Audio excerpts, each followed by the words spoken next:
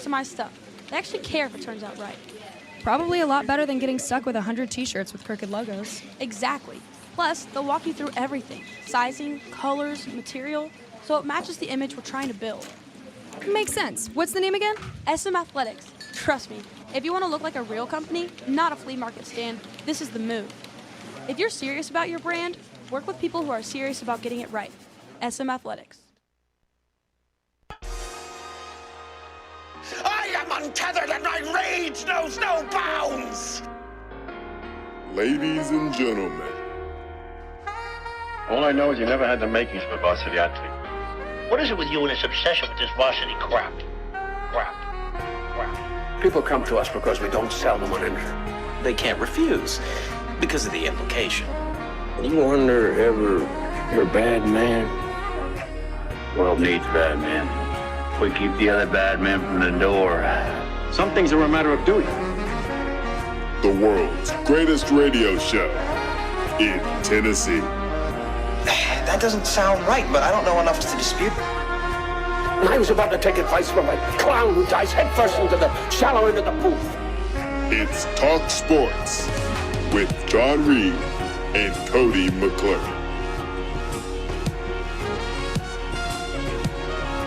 If it is to be said, so it be, so it is. So it is.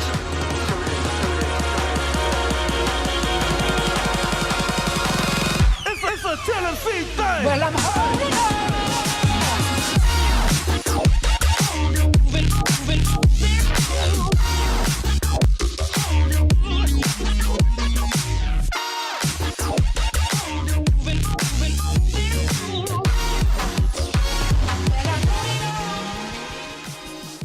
Back in the booth, back on the airwaves, coming at you live from the White Claw Hard Seltzer Studios. Happy Friday morning to you. It's John Reed, Cody McClure, Sam Beard, Bad News Bubba. Top of the morning to you. Hope you're well. What's up, Big Mac? Yo, yo, yo. Good to be here. Good to be anywhere. Hello to the freaks. It's cold. Yep, sure is. It's one of those days where you can feel it in your toes. They call that frostbite, I think. So don't stay outside very long or you'll die. That'd be my advice today.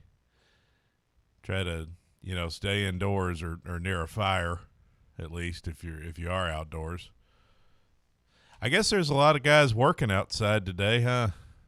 I mean, working men. Shout out to you guys. A lot tougher than I am. If you don't want to work outside, try out for the Yankees. That's what I always say. What's that mean? If you don't want to work outside, go try out for the Yankees.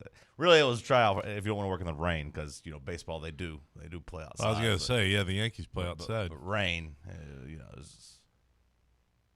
trying to make the quote fit. It didn't really work. Yeah. I get where you're going now, because they do play outside. But if you don't want to work in the rain, go try out for the Yankees because they're not going to play in the rain. Right. Yeah. But it doesn't really fit because baseball games are outside, so you would have to play outside, and not in the cold. Not in the cold, and it is brutal, man. I don't miss these mornings of having to be out feeding hay and doing the such when you're freezing like this. Salute to all the men and women out there working in the cold. I imagine a lot of guys who are blue collar, though, at least maybe it's the down season in whatever you're doing. At least that's the best you can hope for, is maybe you don't have to be outside as much as you normally would. But some jobs, it is what it is, right? Bubba, you still having to go out and do a lot of work outside, or are you dialed back right now during the weather? Kind of just depends. Sometimes there's things that need to be done outside. Sure. And then they tell you, hey, if you get cold, come in for a little bit. But so not as tough as it when it comes to going outside as it. No, a lot of times it's finding stuff around the shop that has heat to clean up. Like if you're a plumber, you still gotta go down in the crawl space. If you're an electrician, you still gotta work outside. I imagine Like if you're like a lineman, they're still out there on the poles.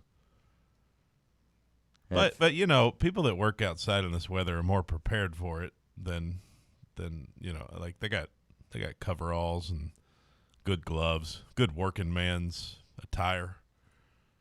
Sam, top of the morning to you. How are you, friend? Good morning. Doing pretty good. Good Friday.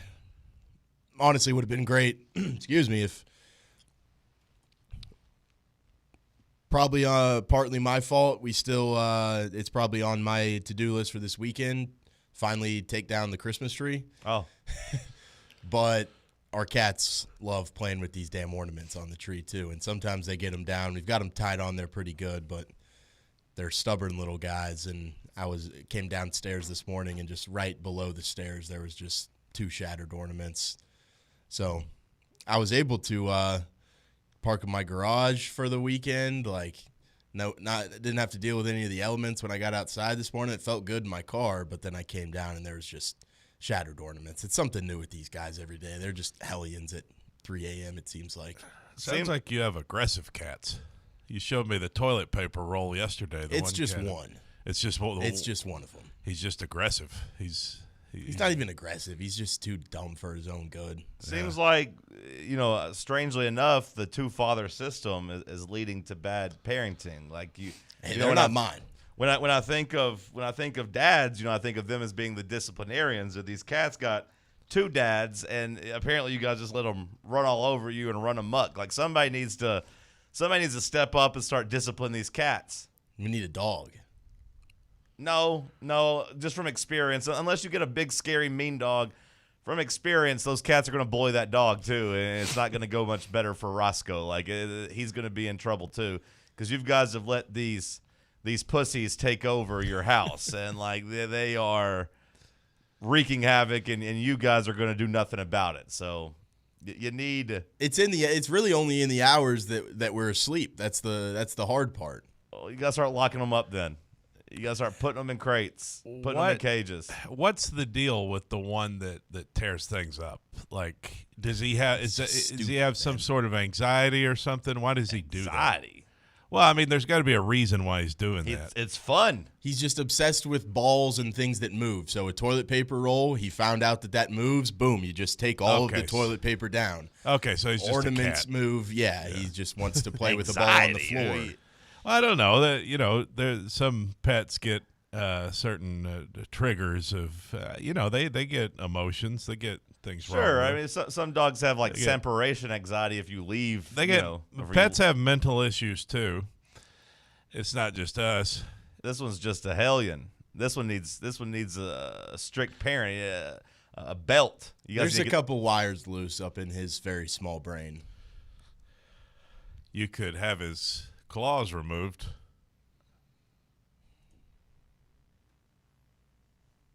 Would that really do much good? Do they make electric? I don't know. Do they make electric little balls to shock animals to like teach them? Do they make what? Then you'd become afraid of every toy in the house. Exactly. Yeah. Yeah. Then it'd be good. Then he'd be on his P's and Q's. Well, you know how like dogs. But then he's just like an animal with no ability to have fun. That's okay. They do it to dogs. Dogs have the collars that if they run too far in the yard, boom, zapped. They're back. You put them down. For a cat, I think it's just like a spray bottle. You just spray them with water. In this situation, it would be like an electric bone for a dog. Right. Well, saying like, hey, you can't eat that bone. He needs to know, like, hey, this is what I can chew and this is what I can't chew. You got to condition these animals, and you guys are just letting them run amok. They're free range kitties. These free range kitties, Randy. You need like a mousetrap equivalent of like a toilet paper. You need a really sticky toilet paper. That way when they hit it, boom, they get stuck. Then they're inconvenienced. They realize, wait, I shouldn't hit that anymore. I need to leave that thing alone. Cats don't really respond to that like dogs do. Cats are pretty like dumb. Cats are dumb? Yeah. Or they're stubborn. I don't know if they're dumb. They're stubborn. Like they don't get taught lessons like dogs do. I don't think people just try to do it. Cats are very FU kind of animals. You're not a damn cat expert. What are you I used to have about? a cat. What doesn't mean you're a cat expert. I used to have a cat too. I've had several cats. Well, you're no expert either. I'm not saying I am. Trying to give Sam some advice here. I'm just saying it's bad parenting. Every day, if you come in every day and your kid's broken Hey, I don't something, tell you how to parent your animals. You That's almost right. killed Frank when you sat on him. And guess what? My dog is well behaved for 16 years. Did I sit on him at night? Sure, but that wasn't bad parenting. That was just he was in my spot, and I was trying to be a good boyfriend and not wake up my old lady that was sleeping. So I tried to plop down. But don't come at me about my pet raising. 16 years. 16 years, and Frank's still as good as ever. Every time they go to the vet, they're like, wow, this dog's in great shape. If anybody here is a cat expert, it's Bubba, honestly. You should ask him. What? He's He got just 7 had of 3 them. die over the last year. He doesn't know what the hell he's doing Yeah, but he either. had 7 of them. He's still going strong numbers-wise. Bubba, can you discipline your cats? I hit them with a mop. I mean, I use a spray bottle. I mean, Hasbulla trained And his then cats sometimes just I to take them and then just gotta throw them a little bit. Yeah. Have you tried that? That's what Hasbulla did, but he almost got canceled. Getting Hasbulla? Yeah, I'll find Hasbulla. I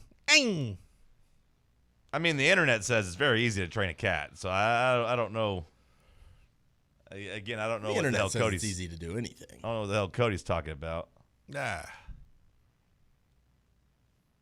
I'm just saying, if your kid breaks something in the house every night, at a certain point, I'm going to say, hey, parents, why you keep letting these kids break something every night? That's all I'm saying. What he's saying is beat your cat. That's what he's saying. I'm saying train it. I think you Beat your should cat. bite it Spare by the the nape of rod. the neck. Spoil I the have child. done that. What'd Bubba say? Like whenever you see like in the wild how they pick them mother up by like hold. the nape area of their neck That's a and carry good them way around. to get clawed.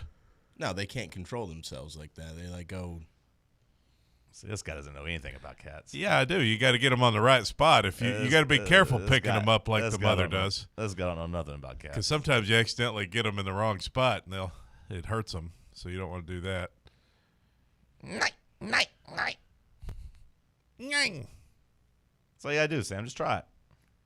And if that doesn't work, a real good swift kick in the ribs. That's what usually gets the message across. Yes. Abuse your cat. That's the message. Anything to report? Anything fun last night? Anything good? Nobody showed up to dinner, so that didn't happen. I was at lunch. Yeah, you were. That has nothing to do with not being at dinner, but Yeah, well, did you go to dinner? Yeah, I went to dinner. No one showed? It was just you in the restaurant? No one showed. Well, I mean, there's other people in the restaurant. Just, no, sir, I need 3 more menus, I swear. My friends are coming. They're coming. They're not going to leave me alone. They'll be here. Sir, I'm going to take these other menus away. Rough time. We talked about Duke a couple nights ago, like staying up till 11 o'clock to watch their East Coast team play basketball. At least Duke won. Very bad feeling staying up to watch your East Coast team play West Coast basketball and lose. And last couple games, the Hawks have gotten killed by the Lakers and the damn Trailblazers. So I was up all night watching that stupid game. Last night was one of the worst sports nights I've seen in a long time. Yeah, there wasn't nothing going on. I watched another movie. What movie did you watch? As Good as It Gets. You ever seen that one? Yeah. Jack Nicholson? Yeah. Helen Hunt? Was it as did good as you you like get? it? Is Diane Keaton in it? Or No, it's Helen Hunt. Yeah, but is Diane Keaton in it? For some reason, when you said as good as it gets, I was picturing. She's not in it. Okay. If she's in it, it's a role that I didn't even notice her. Okay. She doesn't have she wouldn't have like a background role. Right. So I mean, I watched As Good as It Gets a long time ago, but I don't really remember anything about it. I just like Jack in it. Yeah. It ends up being kind of a love story. Spoiler alert. It starts as just Jack Nicholson's like a writer with OCD. I thought it was, and he's really weird and socially awkward. Like he can't communicate well with people. Yeah, I thought it was labeled as a romantic movie. I thought so. That was a twist to you that it ended up being romantic. Oh, I mean, I didn't look at what it was labeled. I saw. Here's what I saw. I saw award-winning movies, and I saw Jack Nicholson. And so you I said that's enough for me. And you just went on a ride. Yeah, but it was really good. And then there's this. It has some really funny elements because there's also the third main character is this gay guy who is Jack Nicholson's neighbor. They didn't really know how to write gay guys in the 90s either. They really go kind of hard in the paint on the gays and the Jack Nicholson. But you know it's kind of funny some of the things that get said, but. Helen Hunt, I think her and Jack both won Oscars for it. So it's a good movie. Okay. Yeah, when I think of the way they wrote gay guys in the 90s, I think of that Paul Rudd, Jennifer Aniston movie. I'm sure none of you have even heard of this movie or watched it, but I was growing up, and I was like, I love Jennifer Aniston. Oh, Paul Rudd's nice, so I remember watching it. And it's like this girl's got a gay best friend, but the whole movie's about whether or not she can turn him straight, like whether or not she can like convince him to fall in love, like as if he's just like, just like dudes. It's like, no, love me. And then I do think at the end he does decide, spoiler alert, that he just loves her. He's just gonna be with a woman instead. Yeah. Well, this movie's you could call it problematic, I guess, in some ways in today's landscape, but I thought it was good. And Jack just plays like a total smart ass, like he's just funny. Great actor, Jack Nicholson. One of the GOATs. They don't actually stay together at the end. They do make love, but ultimately he goes back to his boyfriend, and they just raise the baby together. What's your Mount Rushmore of actors? My Mount Rushmore of actors? Yeah. It's a good question. I don't have an answer. Humphrey prepared. Bogart? Yeah, I mean, like, there's so many old guys that deserve respect. Marlon Brando? Yeah, like Bogart and Brando deserve that Marlon respect. Wayans. Jonah Hill. But I won't act like I watched a lot of Humphrey Bogart or, Marlon Brando movies. Right, yeah. Yeah. So it's hard to do, like, all time. Yeah, I don't know, like, with old Hollywood. Yeah. Because like, I don't know a lot of those guys either. De Niro, Meryl Streep, those two are probably, like, locked in 2 spots. As far as our lifetime, yeah. Yeah, like De Niro and Meryl Streep are 2 that, boom, have a spot. You put Jack in there? I don't really like Jack. You don't like Jack? Very rarely have I mean, like, I know that, like, he's considered, as an all-time great, but I don't – there's not really any of his movies that I really love that he's, like, a main part of. Anger Management? Yeah, I mean, I like that one, but, like, that's like a slapstick comedy. I don't think he was necessarily – I mean, The Departed? I like The Departed fine, yeah. I mean – what about the one with Morgan Freeman, I've never seen The Bucket List. You've never seen that? I never watched that one because I was like, these guys are going to die. I don't want to watch this. Yeah. Maybe I should, but like as a kid, I was like, I don't want to watch this, and I've never gone back and revisit it. I mean, I love Jack Nicholson as the Joker. I mean, growing up, that was cool. Yeah. The Shining. Yeah, I didn't love. I mean, I don't love The Shining. Maybe I need to rewatch it, but like I watched it one day, and I was like, it's good, but I mean, A Few Good Men, but no, he wouldn't be on my personal top 4.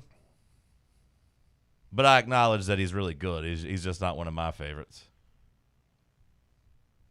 Maybe I actually haven't ever watched like One Flew Over the Cuckoo's Nest. I need to go watch it. That's a fun movie. Yeah, I need to go watch it. I just never have actually done it. So you go De Niro, Meryl Streep. Yeah, those are the 2 I feel confident about. The other 2 you don't know for sure. I mean, like Daniel Day-Lewis, Leo, Tom Hanks, Denzel. Those guys all have a spot. I always liked Denzel. I liked him more than Will Smith. Yeah. I mean, it has been cool seeing, like Leo and like Emma Stone. Leo is looking more and more like Marlon Brando. I don't know if that's what he's going for, as just he's become like the elder Hollywood actor. Like he is that lead man, like he's the undisputed like top star. He's looking more and more like just that old Hollywood with the mustache and everything. I guess that's probably what he's going for. My girl Emma's got 2, best actresses already. So, like, I mean, that's Emma Stone? Yeah. I mean, she's got 2 best actresses. I mean, once you start getting into multiple, like, and you have a whole career ahead of you, like, she's still pretty young. So, I mean, she has a chance of, like, working her way into not GOAT status, but, like, the conversation. Yeah, like once you start getting those multiple awards. I mean, she was great in Begonia this year. I don't know if she'll win anything for it, but she was great in it. So, like, of my lifetime, she's one of my favorites. I like watching her movies. Yeah. It's a good question. We'll talk some sports coming up next. Stick with us right here on Fan Run Radio. Big Orange Country's home for sports. This is Fan Run Radio. Inward Half is committed to the game and the memorable moments that happen in between. From the tee box to the tailgate, from the green to the big game. For the first birdie with Dad, the first big win with Mom. Friday night lights, Saturday superstitions, Sunday traditions. Fall into the comfort and unparalleled performance of Inward Half. This fall, enjoy the walk-in. At Knoxville Insurance Group, they understand the challenges many consumers face when searching for insurance coverage. That's why whether it's for you, your family, or your business, they create a coverage plan specifically for your unique needs. Knoxville Insurance Group is an independent firm, which means they aren't beholden to just one insurance company. They search multiple companies, acting as your negotiator to find you the best possible policy and price. Start a quote in minutes at KnoxvilleInsuranceGroup.com or call them today at 865-694-9788. White Claw is taking hard seltzer to new heights with White Claw Surge. At 8% alcohol, White Claw Surge is a stronger wave of refreshment that doesn't compromise on taste. Available in 4 bold waves of flavor like ripe blackberry, citrusy blood orange, zesty natural lime, and tart cranberry. Check out your favorite retailer in-store and online for the White Claw Surge Variety 12-pack and 16-ounce single-serve cans. White Claw Surge. Please drink responsibly. Yee-haw! I've been hooting and hollering ever since I started betting with the VIP Play app. VIP Play has more than 200 leagues, every bet type you can imagine, live betting and live hosts, all with 24/7 support from real live people when you need them. Start betting better with the VIP Play app today. Don't be a better, be a better with VIP Play today. Download VIP Play today or head to VIPPlayApp.com. Make sure you use the promo code FANRUN to take advantage of their welcome bonus and so they know that we sent you. Gambling problem? Call 1-800-8899-789. Must be 21 or older and located in Tennessee to bet.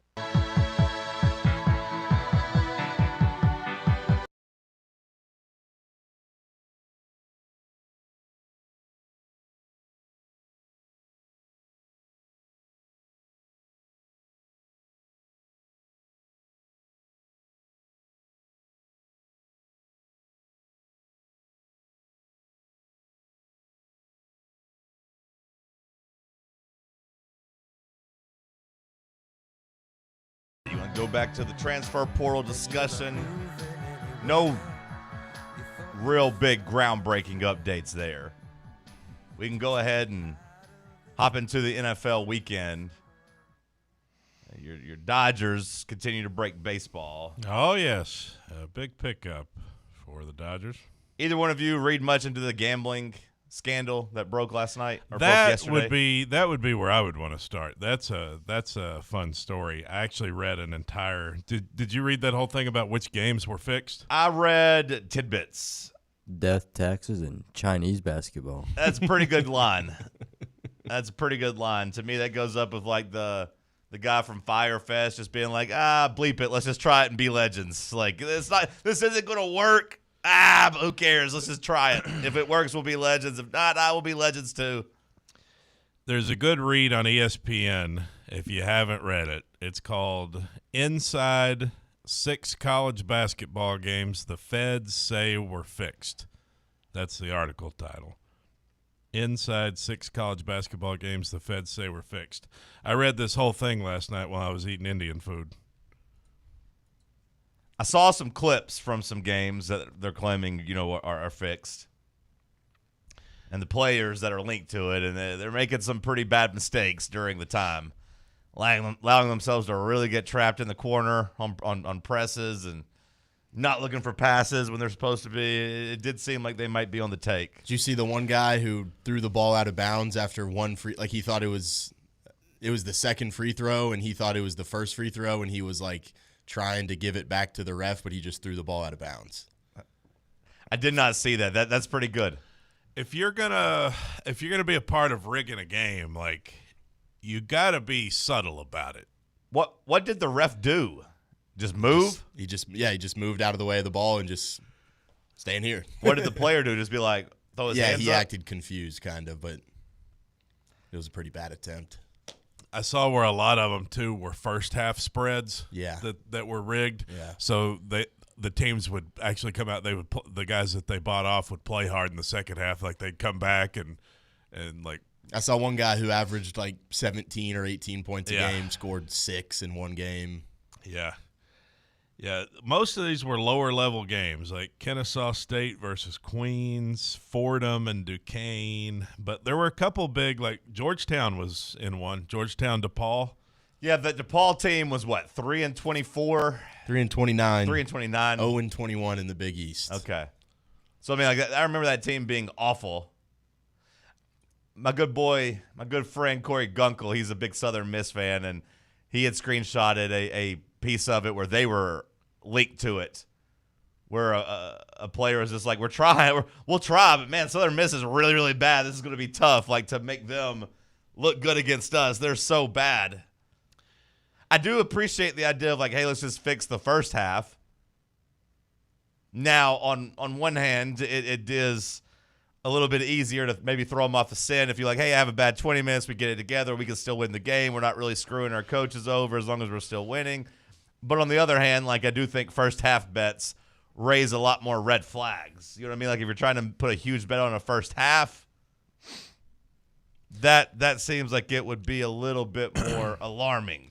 Well, the DePaul-Georgetown game, they only bet $27,000 on that, on the first half, the gambling ring. Uh-huh. Most of these games, they were betting a lot more than that. Like McNeese State and Nichols, they bet over $100,000. Yeah. Let's see. Robert Morris and Purdue Fort Wayne, they bet $50,000 on that one. I do wonder how many people out there across the country were on the wrong side of these bets. They're like, oh yeah, I remember that game. I knew something crazy was going on. I knew Nichols wasn't going to be that bad. Robert Morris in Northern Kentucky. No, this one they bet $250,000. This was $256,000.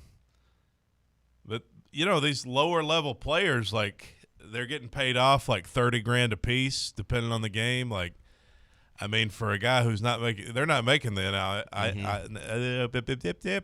NIL money like several others. I would think DePaul basketball maybe is making a little bit, just with it being a not a power school, but like it's not a Big East team. It's not like a low level. Maybe they were making a little bit, but probably not too much where like $30,000 didn't feel good or whatever. You know what I mean? Like a nice $10,000 handshake or something like that didn't make a big difference. The two games that saw the most money wagered, $458,000 on Towson to cover the first half spread against North Carolina A&T. And see, that one to me is like, what casino is taking that bet and not immediately raising red flags? And that might be what got him caught. It reminds me of whenever, the Alabama baseball coach was trying to, was fixing games and giving inside, or he was just giving inside information, right? And like scratched his starter and was doing, manipulating that a little bit and told his friend, and his friend like runs into a casino. It's like, I need $100,000 right now on college baseball. Trust me, this is going to hit. I know some things. Yeah. It's like, wheel.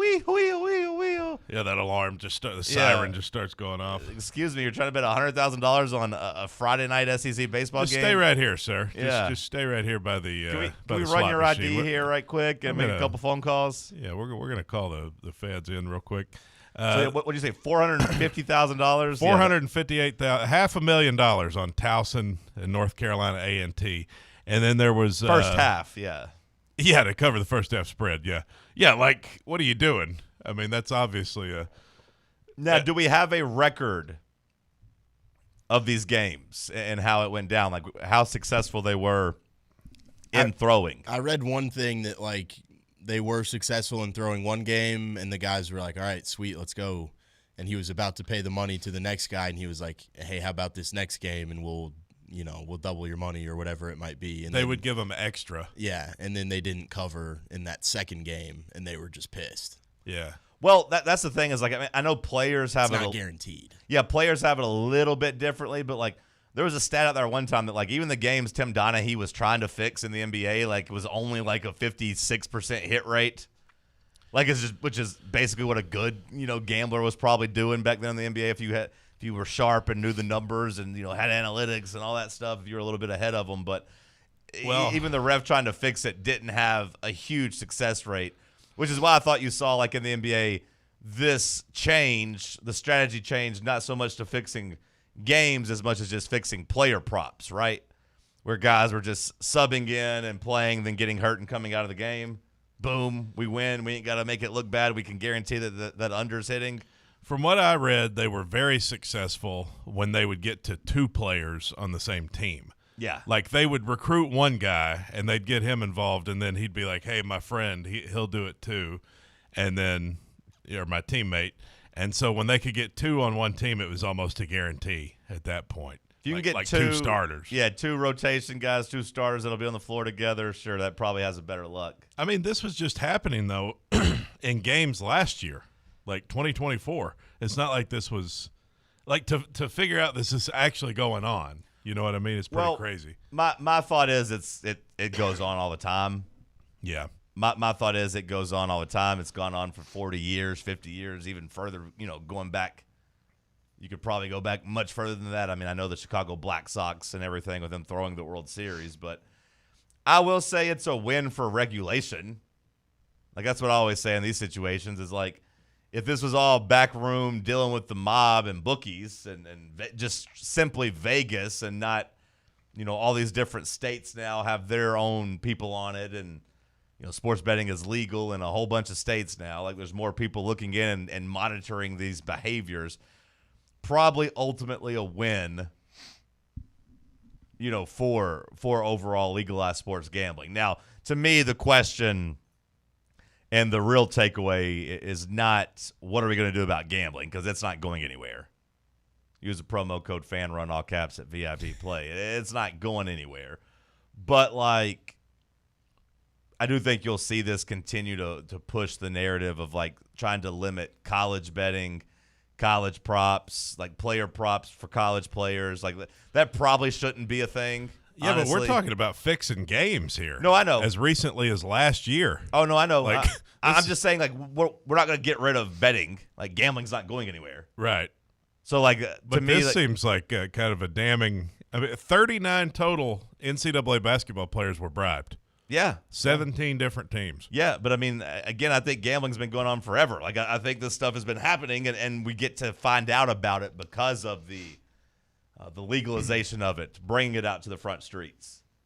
Again, they're not shutting down Vegas, they're not shutting down sports gambling. So, like, the only thing you can look at that side of it is just, hey, this is working in terms of policing it. They're just going to have to keep a better eye on it, I guess. I mean, I don't know how you see. I personally think they're watching it. I think, though, like, one game's not enough to go arrest people. You got to kind of wait and get more data, get more. Well, yeah, it seems like they built the case here. You got to build a case, and that takes a year. So the fact to me that it only was happening last year or 2 years ago, that's a pretty big win too. Is like, this isn't something that came out 6 or 7 years later. They caught them pretty much in real time. Like, these basketball players that got caught, in the NBA got caught pretty much in real time. So, like, I do think that's a win for policing. They were, before they got to doing college games, they were doing the Chinese basketball stuff 3 years ago. That's what I was going to ask. It had been in the works for a while. That's what I was going to ask, is, like, so did they just have former American players that were playing in the Chinese league that they had connections to? The guy in the Chinese basketball league, you might not, Antonio Blankney. Do you remember that guy for LSU? He was a 5-star player for them. He was like a top 20 recruit in the country. Okay. I just looked him up. That name sounds familiar. But they recruited him, and he was one of the leading scorers in the Chinese league. And I saw that he was averaging 33 a game, and he scored 11 in the game that they were trying to have him fix. And they were pretty successful. Blankney didn't play in a game. They got one of his teammates to fix the game as well. That went on for the rest of the season. They said they gave Blakeney $200K in cash at his storage unit whenever he got back to the States, and then they started recruiting NCAA players from there. Wow. Yeah. I mean, it feels like it would be easier to do in the Chinese basketball league. Like, it feels like they got greedy and flew too close to the sun. Right. Because they were making good money in the Chinese basketball. That's what always happens in all these mob movies and all the gangster movies and the drug dealing movies, all of them. It's like, hey, we can make a pretty good living, but what if we try to build an empire? And, you don't want to get to the empire business. Well, no, they're too many people were involved. Right. Like you're looking at 39 players. Yeah. You got to think all 39 of those guys probably told at least one other person. And then that that's person 80 probably, people that know what's going on. Well, then that person they told probably told a couple people. And yeah, next then thing you know, got a it's- whistleblower, the feds, so-and-so's wearing a wire, and then, yeah. Well, that is kind of how they got caught in the NBA with those players was like guys were finding out and you had like their cousins tweeting about it from anonymous Twitter accounts of like, hey, guys, trust me, this is bet the under today. Yeah. Yes. And then it just kind of unravels from there. But, yeah, it seems like they had a pretty good thing going in the Chinese Basketball Association. They could have just stayed up at 5 a.m. betting on the Shanghai Sharks and making a living, but they wanted to – they got greedy. Greed. That's what brings them down. So, like, when you look at the fallout from this, like I said, gambling's not going anywhere. This might be another feather in the hat for the people that want to really try to limit college gambling because of things like this and not even open the door on college player props at a big level.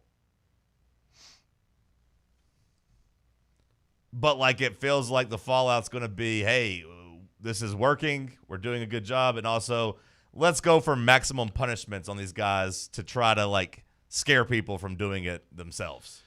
If you have a highly publicized court case and these guys get 10, 15, 20 years, whatever it would be. I don't even know what the charges would be or like what the sentencing would be. But if you're going for the maximum stuff, maybe that scares people to where they're like, $10,000 ain't worth, 20 years in prison. I'm good. They are going to catch us. One of the fixers went to Chicago to deliver $40,000 in cash to one of the DePaul players, and he texted the fixer, quote, just hit me back. We got another game this weekend. And they proceeded to underperform against games against Butler and St. John's the next week. So these guys were getting paid. You think Tennessee's ever been involved in one of these things? Ever had a player? Ever? Yeah, over the history of college basketball. How about that game we had? Was it Georgetown? It was like 37-36. You think? No, I think that was just Konzo ball. I was going to say I know I was in school at the time and I had some friends like on the basketball team, and I won't go out and say they threw the game, but I know they were very happy to lose the first round of the NIT to MTSU so they could go to the beach for spring break. Like, we missed the tournament. We're hosting an NIT game and we lose.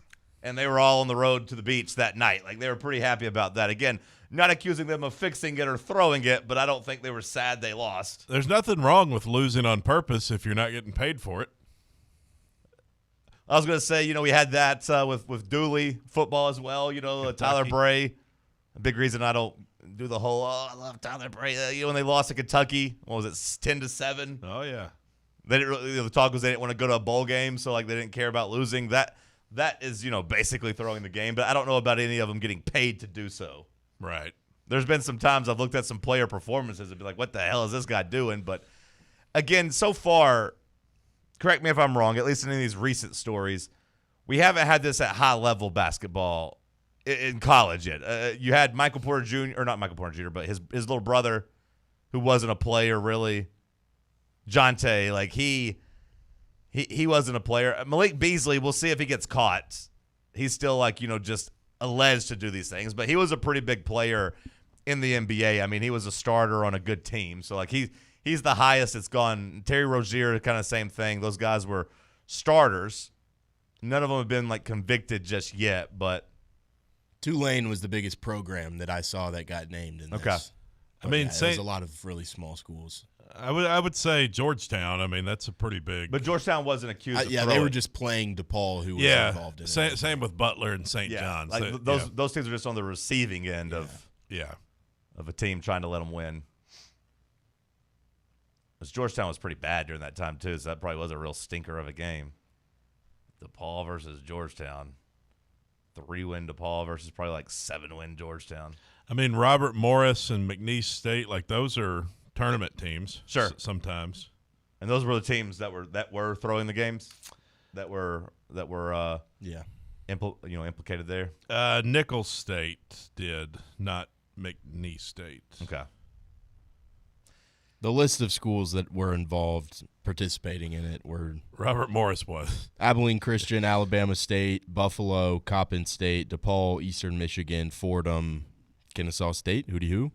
Hootie Hoo. Well, I did see, and to me, the interesting thing is what happens to there's 5 players that are still active. Oh, really? That have been implicated. Yeah, like Kennesaw State put out a statement like, yeah, we're aware of the allegations. We have no further comment. Like, you would think that being named would be enough to be like, hey, man, sorry, your career's over. Like, you can't play basketball with us. The Fixers recruited 3 Robert Morris players, and one of them texted another, got the RMU boys ready, waiting on you. St. Louis is in there. Maybe the Avila guy, the big fat guy with the goggles. That'd be pretty funny. We might as well do the next game, too, ... This was too easy. That's what I never understand in these things is, like, the messaging is just terrible. Like, surely you're trying to cover your tracks a little bit better with, like, communication of this whole thing. If you're my teammate, you'll see me.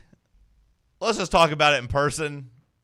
We don't need to text about it. We're good. But, was that was 2 teammates texting each other about how it was too easy, or was that them texting the boss that was helping set it up? That probably gets a little bit trickier because you probably can't see those guys, immediately and all that. But people are dumb, man. People are dumb. Yeah, it seems like those texts got subpoenaed. Yeah. Turns out deleting them does not make them go away. Okay. Pretty wild. Yeah. Like I said, we'll see. Modern day college basketball. We'll see what the fallout is there in terms of prison time and such. We'll see how high it goes. That was the big story of the day yesterday. Like Sam said, it was a pretty dead night when it came to actual news, but that gambling stuff was all over the place. We'll come back. We'll keep you updated on Tennessee's transfer portal. They had a couple of visitors here yesterday.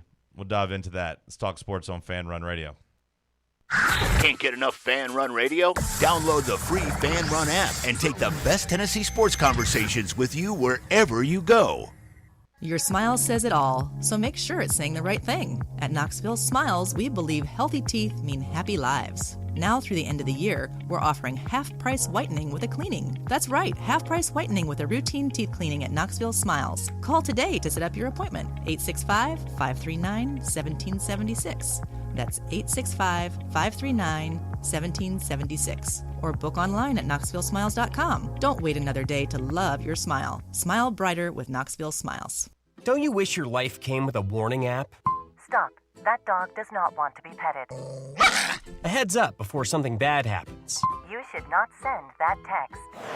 Uh-oh. Life doesn't always give you time to change the outcome, but prediabetes does. With early diagnosis and a few healthy changes, you can reverse prediabetes and prevent or delay type 2 diabetes. To learn your risk, take the 1-minute test today at doihaveprediabetes.org. Brought to you by the Ad Council and its prediabetes awareness partners. Hey Knoxville! Surfside iced tea and vodka, made with real brewed tea, is only 100 calories, 2 grams of sugar, with no bubbles and no troubles. That's right, zero carbonation, so it's easy to sip and enjoy. Headed to a game day or party at a friend's house? Bring an iced tea or lemonade variety pack from Surfside, or try their green tea and new raspberry tea vodka. Find the can with the sunset stripes this season. Surfside iced tea and vodka, sold at bars, restaurants, and stores near you. Surfside iced tea and vodka, sunshine in a can. Must be 21 or older. Enjoy responsibly. Smoky Mountain Brewery is the place to be for game day. From the moment you walk in, it's wall-to-wall big screens, making Smoky Mountain Brewery the perfect place to watch the Vols or your favorite team in action. With locations in Turkey Creek, Maryville, Pigeon Forge, and Gatlinburg, you're never far away from a great time at Smoky Mountain Brewery. Try one of their world-famous microbrews like Black Bear Ale, Mountain Light, or Cherokee Ale. Juicy burgers, wings that bring the heat, and delicious handmade pizzas made with hand-tossed crust from the freshest ingredients and their own special sauce from a secret recipe, topped off with hand-grated cheese and farm-fresh toppings. And don't forget, those famous microbrews are also available in kegs for your next party or in 6-packs and growlers to go. So grab your crew and head to Smoky Mountain Brewery and tell them Fan Run Radio sent you. Smoky Mountain Brewery. Eat local, eat good.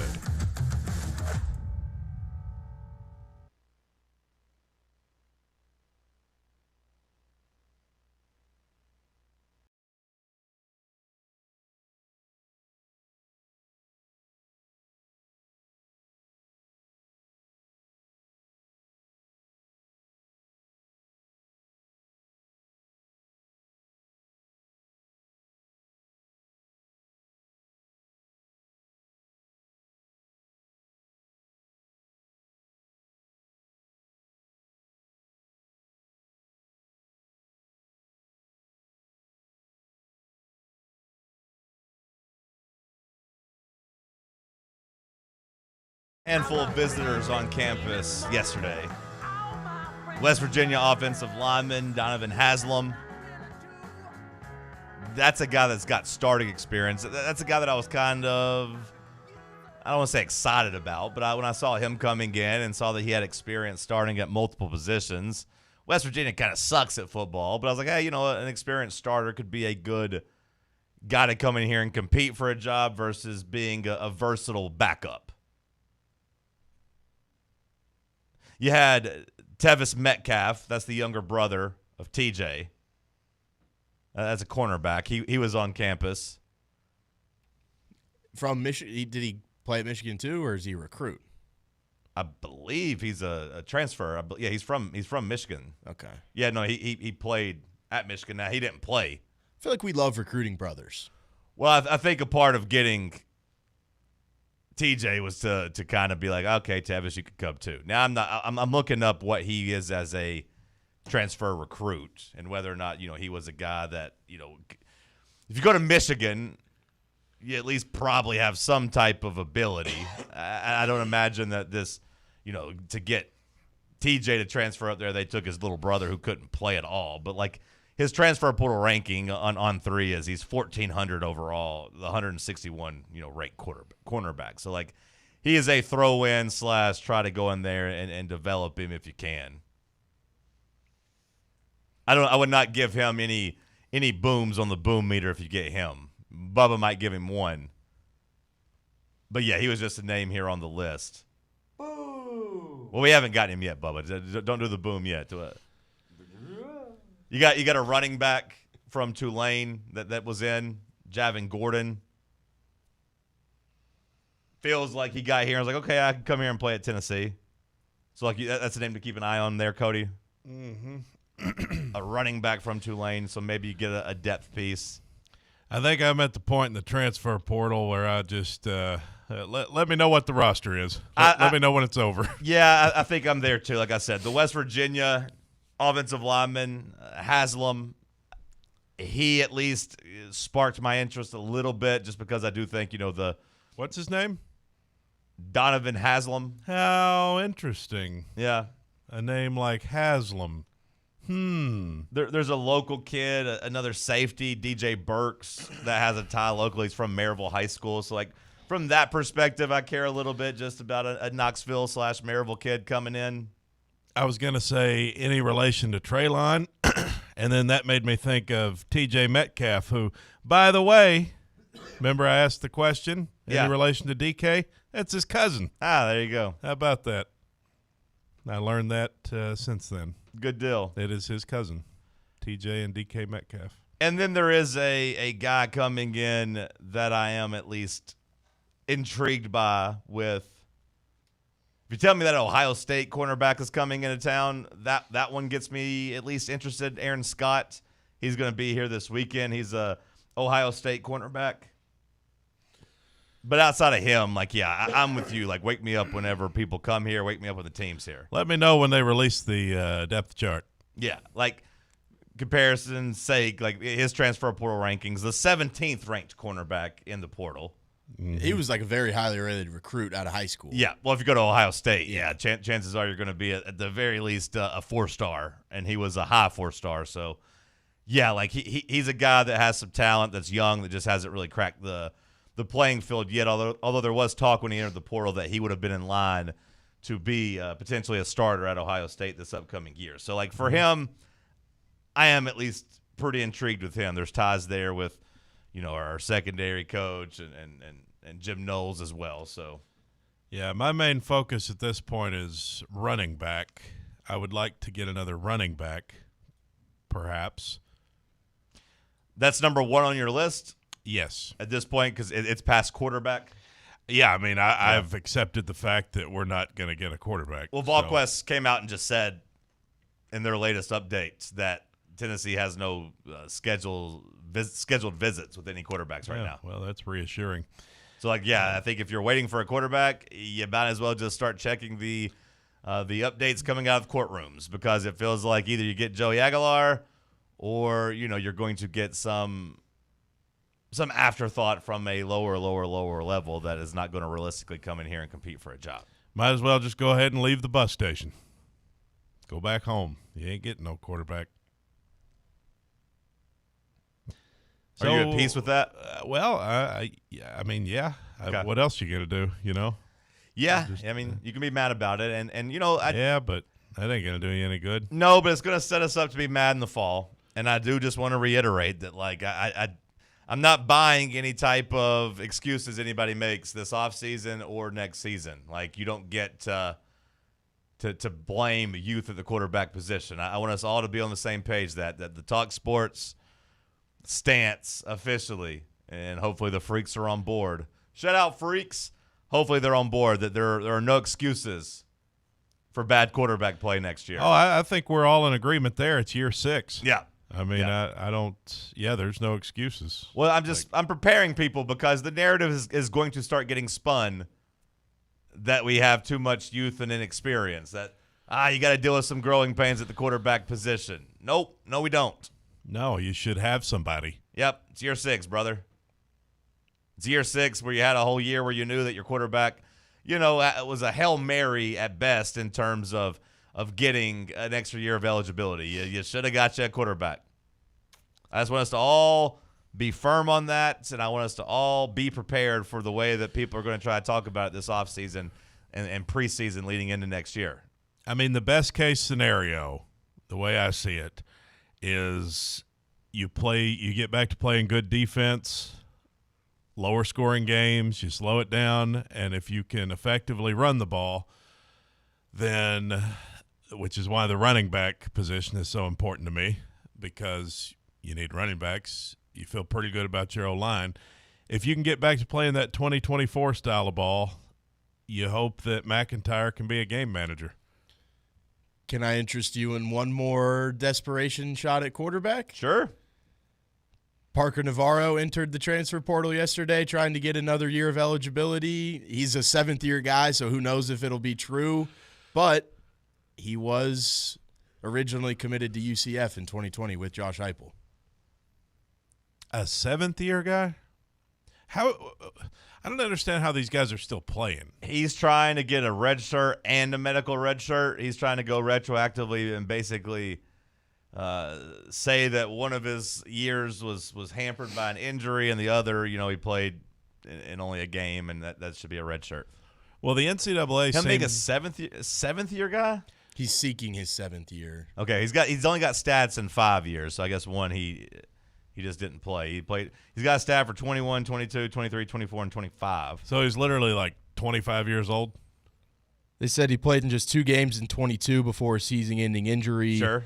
Appeared in 5 games in 21, one short of the qualifying for the red shirt He appeared rule. in 5 games in 21? Yeah. However, of those contests, one of them was a bowl game, which no longer counts against the 4-game. Okay, well, there's the loophole. But, the fact he played in 5 games, because I'm looking at his stats are – have you seen them? Do you know what his stats are that year?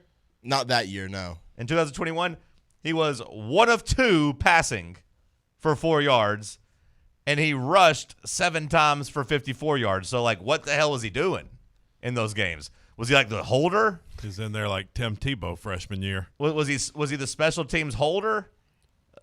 Because what else was this guy doing? Because he has no stats. They just, I guess, brought him in just to hand the ball off, I guess. Yeah, I guess. He is a runner. I mean, maybe it's just a threat to go score, a couple rushing touchdowns.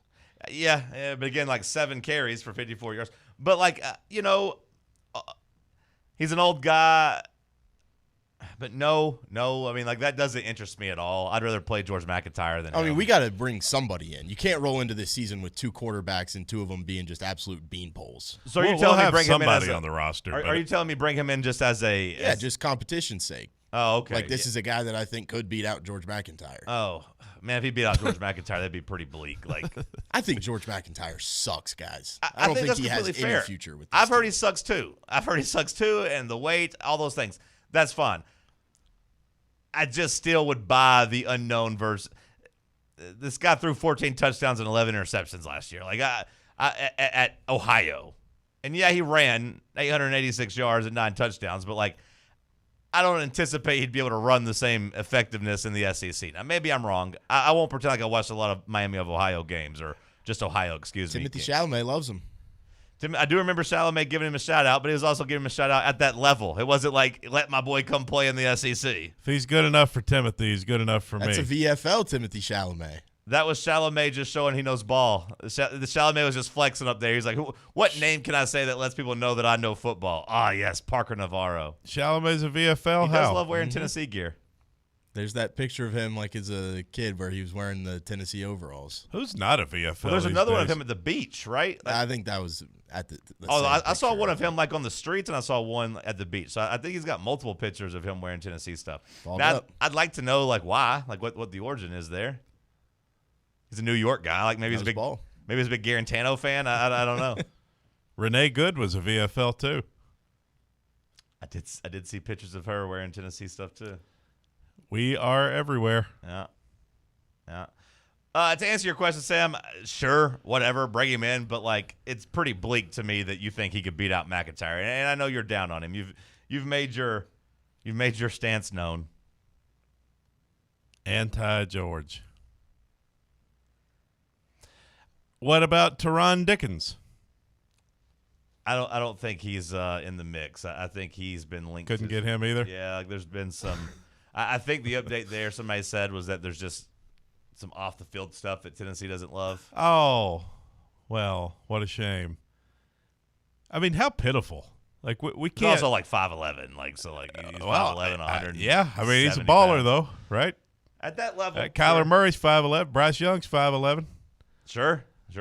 Are we above a 5'11" quarterback? No, and honestly, I was thinking about that. This week. Was like, you grow up, you just want the 6'3", 6'4", 6'5" quarterback. That's what I was always taught. But I was like, you know what? That's for NFL. Like for college, I don't care if a guy's 5'11". No, being tall don't make you good. Just ask Sam when it comes to George McIntyre.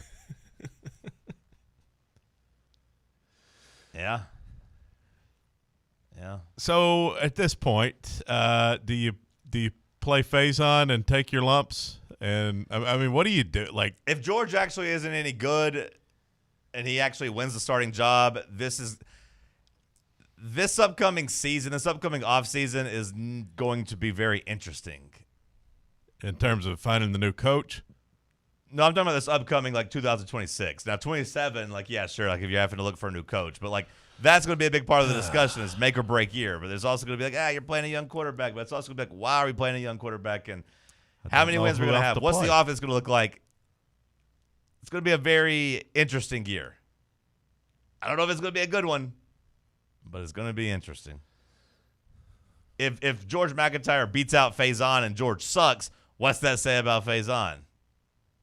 Now, I mean, I know he's a freshman, but like, if he can't beat him out at some point this season and get on the field, like you're just going to have a complete unknown. You're going to have bad vibes going into next year too. Like this is such a huge year for Tennessee football. Hour 1 in the books. We'll kick off hour 2 with some headlines. Let's talk sports on Fan Run Radio. The flagship station for Tennessee football. Fans. Fan Run Radio.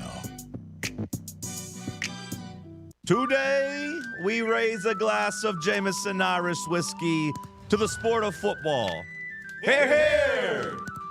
To Gaelic football, born in Ireland in 1885 in its thrilling blend of soccer, rugby and basketball. On a massive field, 15 players kick or hand pass a round ball that scored points over a bar or into a net. No pads, no helmet, no sense. Hear, hear! To college football, which kicked off in 1869 when Rutgers beat Princeton 6-4 in the Battle of New Jersey. With 11 players and helmets and pads, teams battle on a 100-yard gridiron with explosive pass plays and hard-hitting tackles. Unless you're called for targeting. Hear, hear! Since 1780, Jameson Irish whiskey has been enjoyed by sports fans all around the globe. Whether your football is Gaelic, American, or even soccer, we can all agree on super smooth Jameson Irish whiskey. Hear, hear! You're listening to FM 105.7 and AM 1340, WKGN Knoxville, and W289CU Knoxville, Fan Run Radio. Blackford Veterinary Surgery Referral specializes in surgeries not regularly performed by your pet's general veterinarian. They're currently accepting referrals from vets all across the country. With their newly renovated state-of-the-art surgery center and highly trained staff, clients can rely on professional and thorough care. If your vet says that your pet needs surgery or rehab, ask for a referral to Blackford Vet and let them get your best friend back on its feet. Located conveniently in West Knoxville. For more information, visit blackfordvetsurgery.com. A brand built in Tennessee and born from the love of the game. Inward Half revolutionizes golfing comfort. Crafted by a former pro and dedicated enthusiast just like you, our luxury performance wear guarantees you stay cool and comfortable through every swing and every day. We're not just a brand. We've set out to create a lifestyle for those who understand that impeccable style and premium performance are a hole-in-one. Enjoy the walk-in with Inward Half. Hey Vols fans, Cody Brown here. I grew up right here in Tennessee and know what it means when someone says, I've got your back. That's why you can trust Farm Bureau Insurance of Tennessee. Whether it's your home, your vehicle, your family's future, or the business you built from the ground up, we will show up for all of your insurance needs. We are Tennesseans who understand what matters, which is doing right by you. Insurance is not all about just paperwork and policies, but it's about the people we insure every day. So if you want insurance that hits home, give me a call at 865-992-3871. Go Vols. History 2. NASA launched the Interface Region Imaging Spectrograph in 2013 to study what? You're listening to Talk Sports. NASA launched the Interface Region Imaging Spectrograph. To study what? To study what? Mars. The sun would be the answer. Airing every day from 7 a.m. to 10 a.m. All right, give me science for 3. What does the Beaufort scale measure? The Beaufort scale? I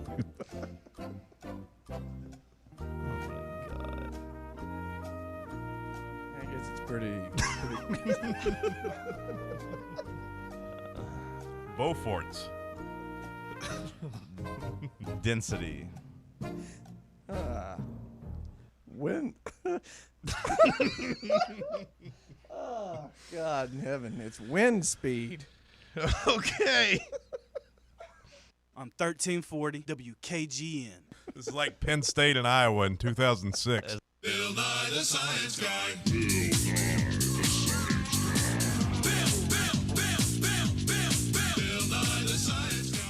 Matt writes in over on the chats, is Heupel trying to get another quarterback who doesn't have eligibility?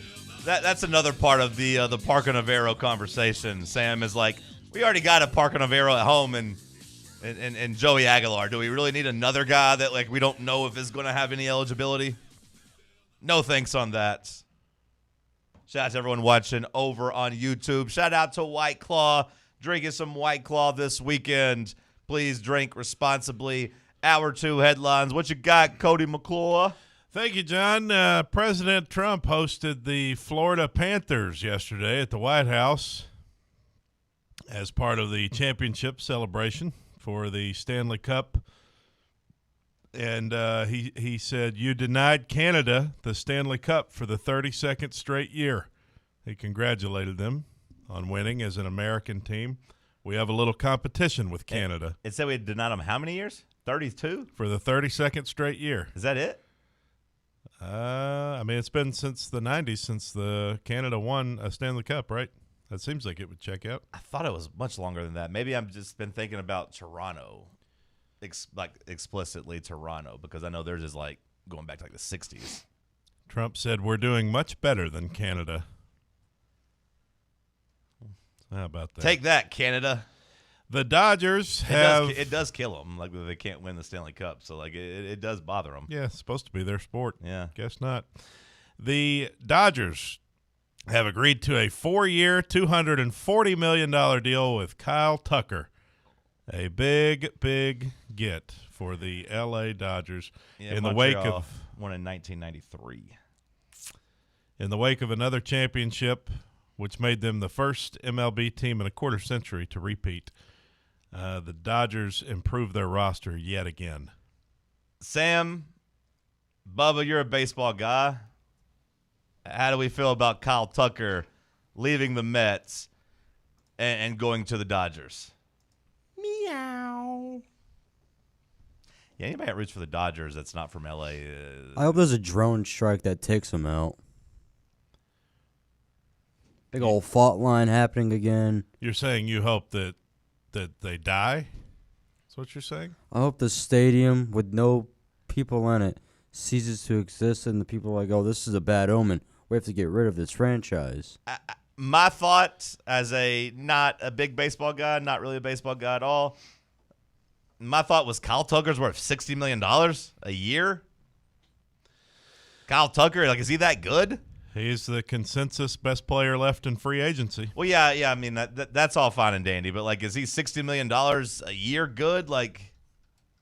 When you got that money, you can pay him that. I mean, he has been pretty solid. I just don't view him as a household name by any means. I know he was good with the Mets, but okay. Where are you getting the Mets from, too? He's never played on the Mets. Not the Mets, sorry. He was linked with the Mets before signing with the Dodgers. The Dodgers beat out the Mets and the Blue Jays to get him. Why am I getting the Mets? I guess when I Googled him, did he pop up in a Mets thing? I don't know. Well, they were part of the. He was with Houston forever, right? And then the Cubs. Yep. Maybe I saw the Cubs and thought Mets. Who knows? Not a baseball guy. I know the difference between the Cubs and the Mets, but maybe I just saw that blue and apologies. The addition of Tucker ultimately could push the Dodgers to trade Teoscar Hernandez. All it's going to do is push everybody else to ending baseball. Baseball's not going to get played. Enjoy this last year. Hope you win a championship. But we might not get baseball at all in 2027. That's what all my baseball experts are saying. Come on, they're not going to end baseball. All my baseball friends are saying the lockout's coming. Oh, there should be one. Come on. There's no way this is sustainable. There's no other way that 27 other teams are going to sign up for this. The Mets and the Yankees, they might be okay, yeah, let's do it. But even they are probably the Yankees especially. They're probably hey, this isn't fair. The Mets, they spend a bunch of money, too. Get some money together. I mean, if you other teams can't compete, get some money together. I do have a question, though. Okay. For a guy that's not as invested, would you rather hate watch the Dodgers in the World Series or have parity and just have, a Diamondbacks instead of the Dodgers? Yeah, it's a fair question, Bubba, because I do think you have to have a villain to root against. Well, why do the Dodgers got to be a villain? Why's everybody got to hate the Dodgers? They're just taking advantage of the system. Godless L.A. and just cheating and just bending the rules. Cheating? Yeah, bending the rules. How are they cheating? They're taking advantage of the rules. The rules are in place. Well, yeah, bending the rules. They're not bending anything. No one. They found a loophole. It's like when Trump didn't pay his taxes. It's not his fault. Fix the system if you want to. Well, yeah, sure. A lot of people had a problem with that too. They're committing at least a couple of the 7 deadly sins every year. Oh, the greed there for sure. Gluttons. Yeah, the gluttony. Champions. Don't also forget that they made that poor interpreter take the fall for Shohei's gambling problem. This quote-unquote best baseball player of all time should be in prison with these college basketball bettors. That interpreter shouldn't have been breaking the law. He's a scumbag, and he's making his interpreter Hold on. You don't know that. Hold on. I feel like saying he should be in prison is a little far because he wasn't betting against or for himself, right? He wasn't doing any fixing like those other college kids. He just likes to gamble. Right? He hasn't been accused of betting. The interpreter wasn't betting against Shohei, right? He wasn't betting against the Dodgers. Maybe they just covered it up really well. The golden boy of the MLB couldn't get caught. He should have got a lifetime ban with Pete Rose. I'm good with that. And they, the Dodgers, you're put the hit out on that guy. Sam, you're advocating for locking a Japanese American away in a cage in California. That's what you're advocating for. The last guy who supported such measures was a little problematic. They just got the wrong guy, man. Free Ippei. Who was the last guy that wanted to do that?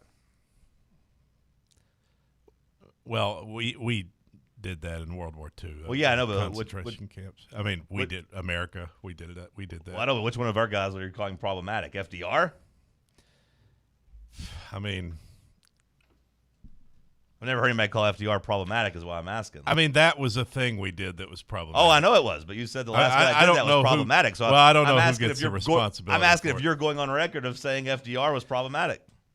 I don't know who takes the responsibility for that, but I was going for a concentration camp thing there because that's what we did, which was wrong. Poor taste.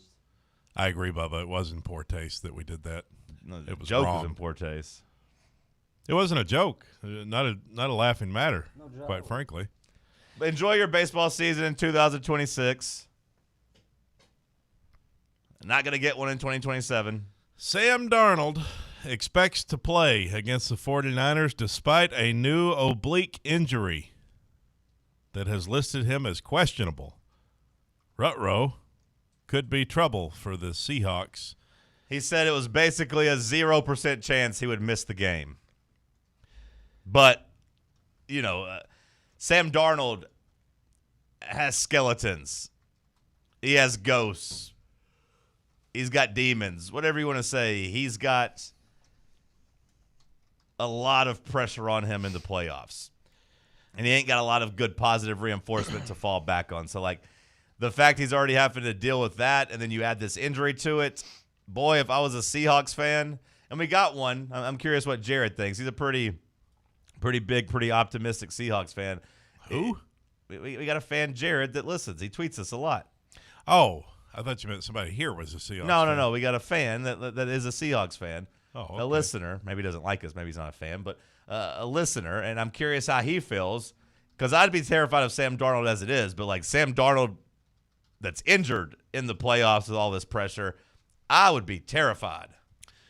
It was a new injury that occurred yesterday. Darnold said he felt a little something in the oblique on his left side when throwing in a routes on air period and left practice as a precautionary measure. He just said he didn't want to push it. Thinks he'll be ready to go Saturday, so it would be a concern. Oklahoma quarterback John Mateer is going to return for a final season. I don't think anybody really thought he was going to go pro early. The team announced yesterday he would be coming back. It is kind of crazy, though. He was thought of a month into the season as a potential, top 5, maybe number 1 overall pick, which is crazy looking back on it. I don't know if I could buy into everyone talking about next year's draft class just because I remember everyone talking about this year's draft class about how loaded it was going to be at quarterback. And now you look up and you got Fernando Mendoza and then, we'll see. Poor Jets fans. I saw a pretty funny tweet that was like, wow, thank you, Pro Football Focus, for updating the news that Dante Moore was going pro and for allowing, us to make some nice, flexible moves on your draft machine. And our mock drafts, and it said number 2, New York Jets, a tightrope. That's who they were drafted. And the joke was that they were going to hang themselves because they are absolutely cooked because there are no quarterbacks to draft at number 2. Yeah, they're dead now. The Jets have been holding on hope of at least you know what? Either we'll get Mendoza or Dante Moore. It'll be fine. Maybe they could get Aaron Rodgers back. No, I don't think they're going to get Aaron Rodgers back. Aaron Rodgers seems to not really have a soft spot for the Jets at all. A federal judge denied a request Thursday for a preliminary injunction by 5 college football players seeking a 5th season this fall. Vandy linebacker was among those. 5 denied an injunction for a 5th year. So the NCAA is starting to put their foot down again and deny people. Does that matter that the NCAA denied them? Does that matter? Well, unless it goes further in court. That's what I'm saying.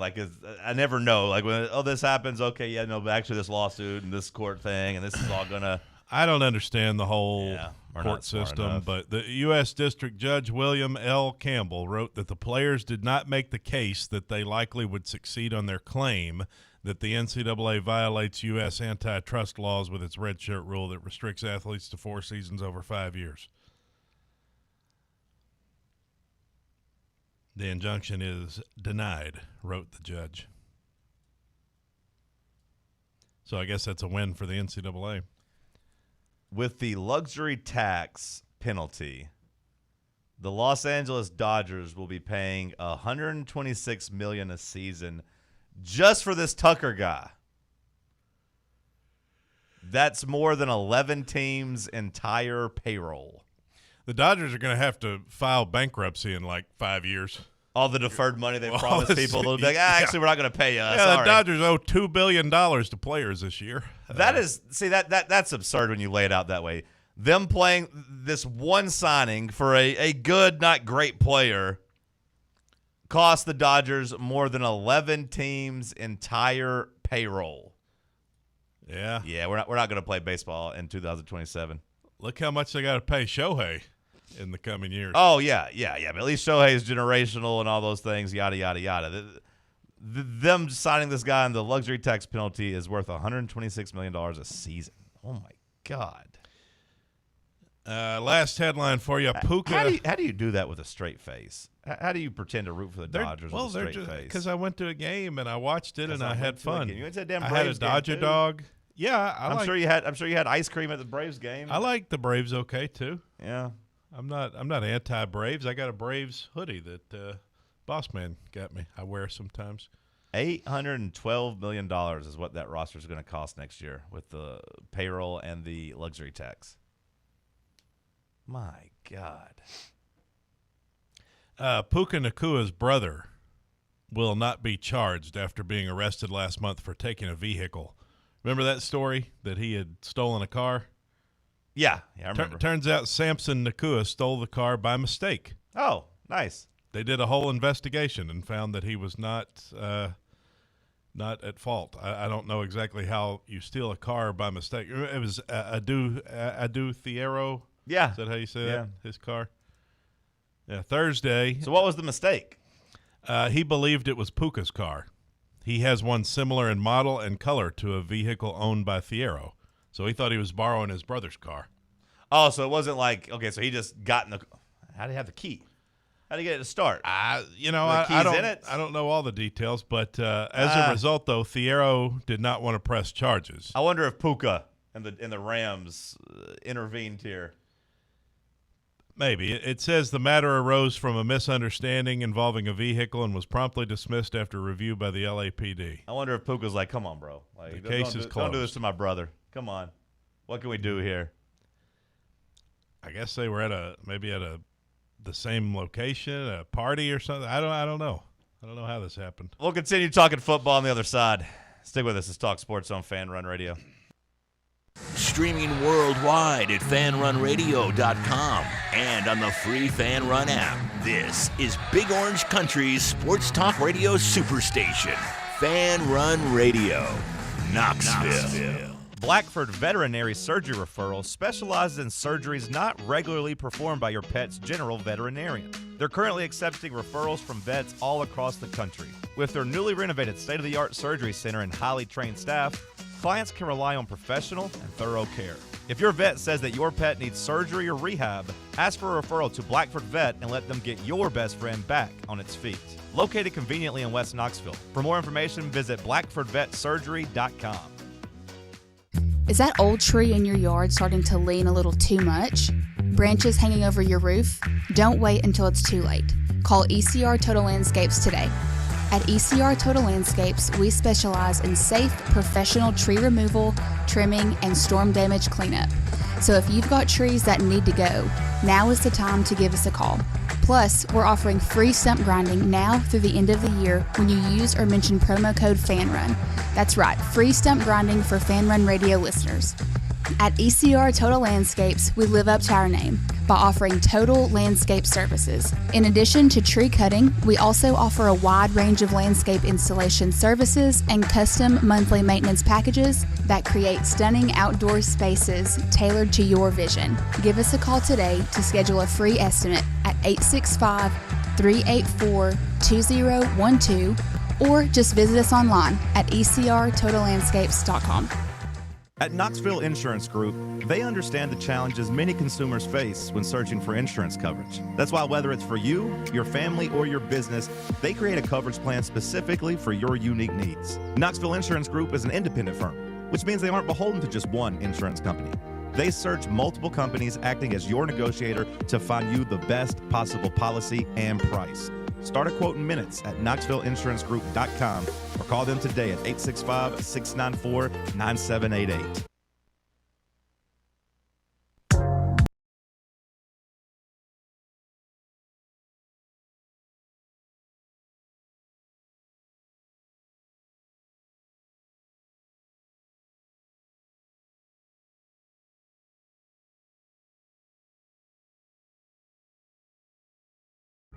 Right before we left for headlines, I was going to say, by the way, talking about this all just kind of drives home. Tough decision for Tony Vitello to sign up to go play against that Dodgers team, and compete with them for a division championship.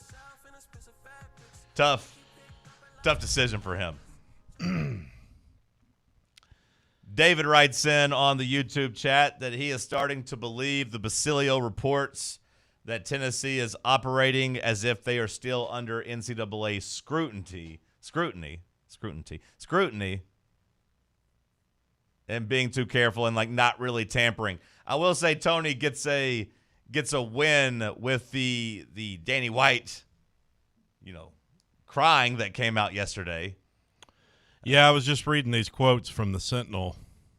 The Knoxville News Sentinel post, I think, drives home that Tony Basilio was right in saying that Danny White and Tennessee were operating a little bit more carefully than all these other schools.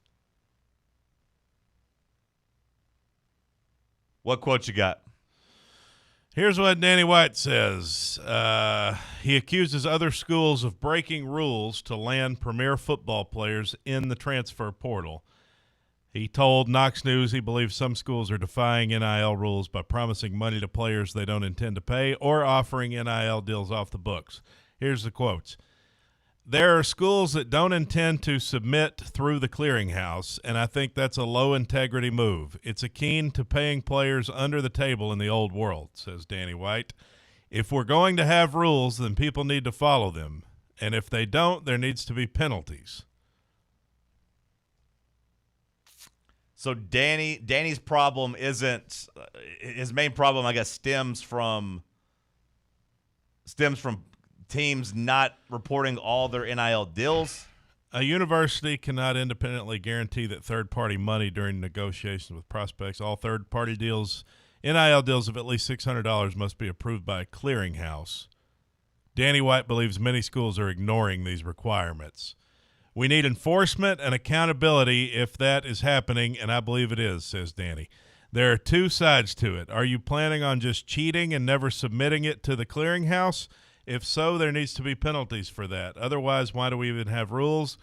Because if we want to go that route, then my goal will be that to become the New York Yankees of college sports. We can do that at Tennessee.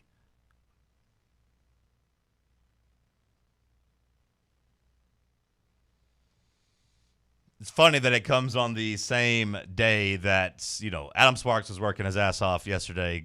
Shout out to him, the Knoxville News Sentinel, but also had the article out there that Tennessee athletics tops $300 million in soaring revenues and its largest surplus in recent memory. So, Tennessee, the jokes are there, about Danny milking us and all this money coming in, and it is backed up with the numbers that Tennessee was able to raise a bunch of money and keep more than they ever really have.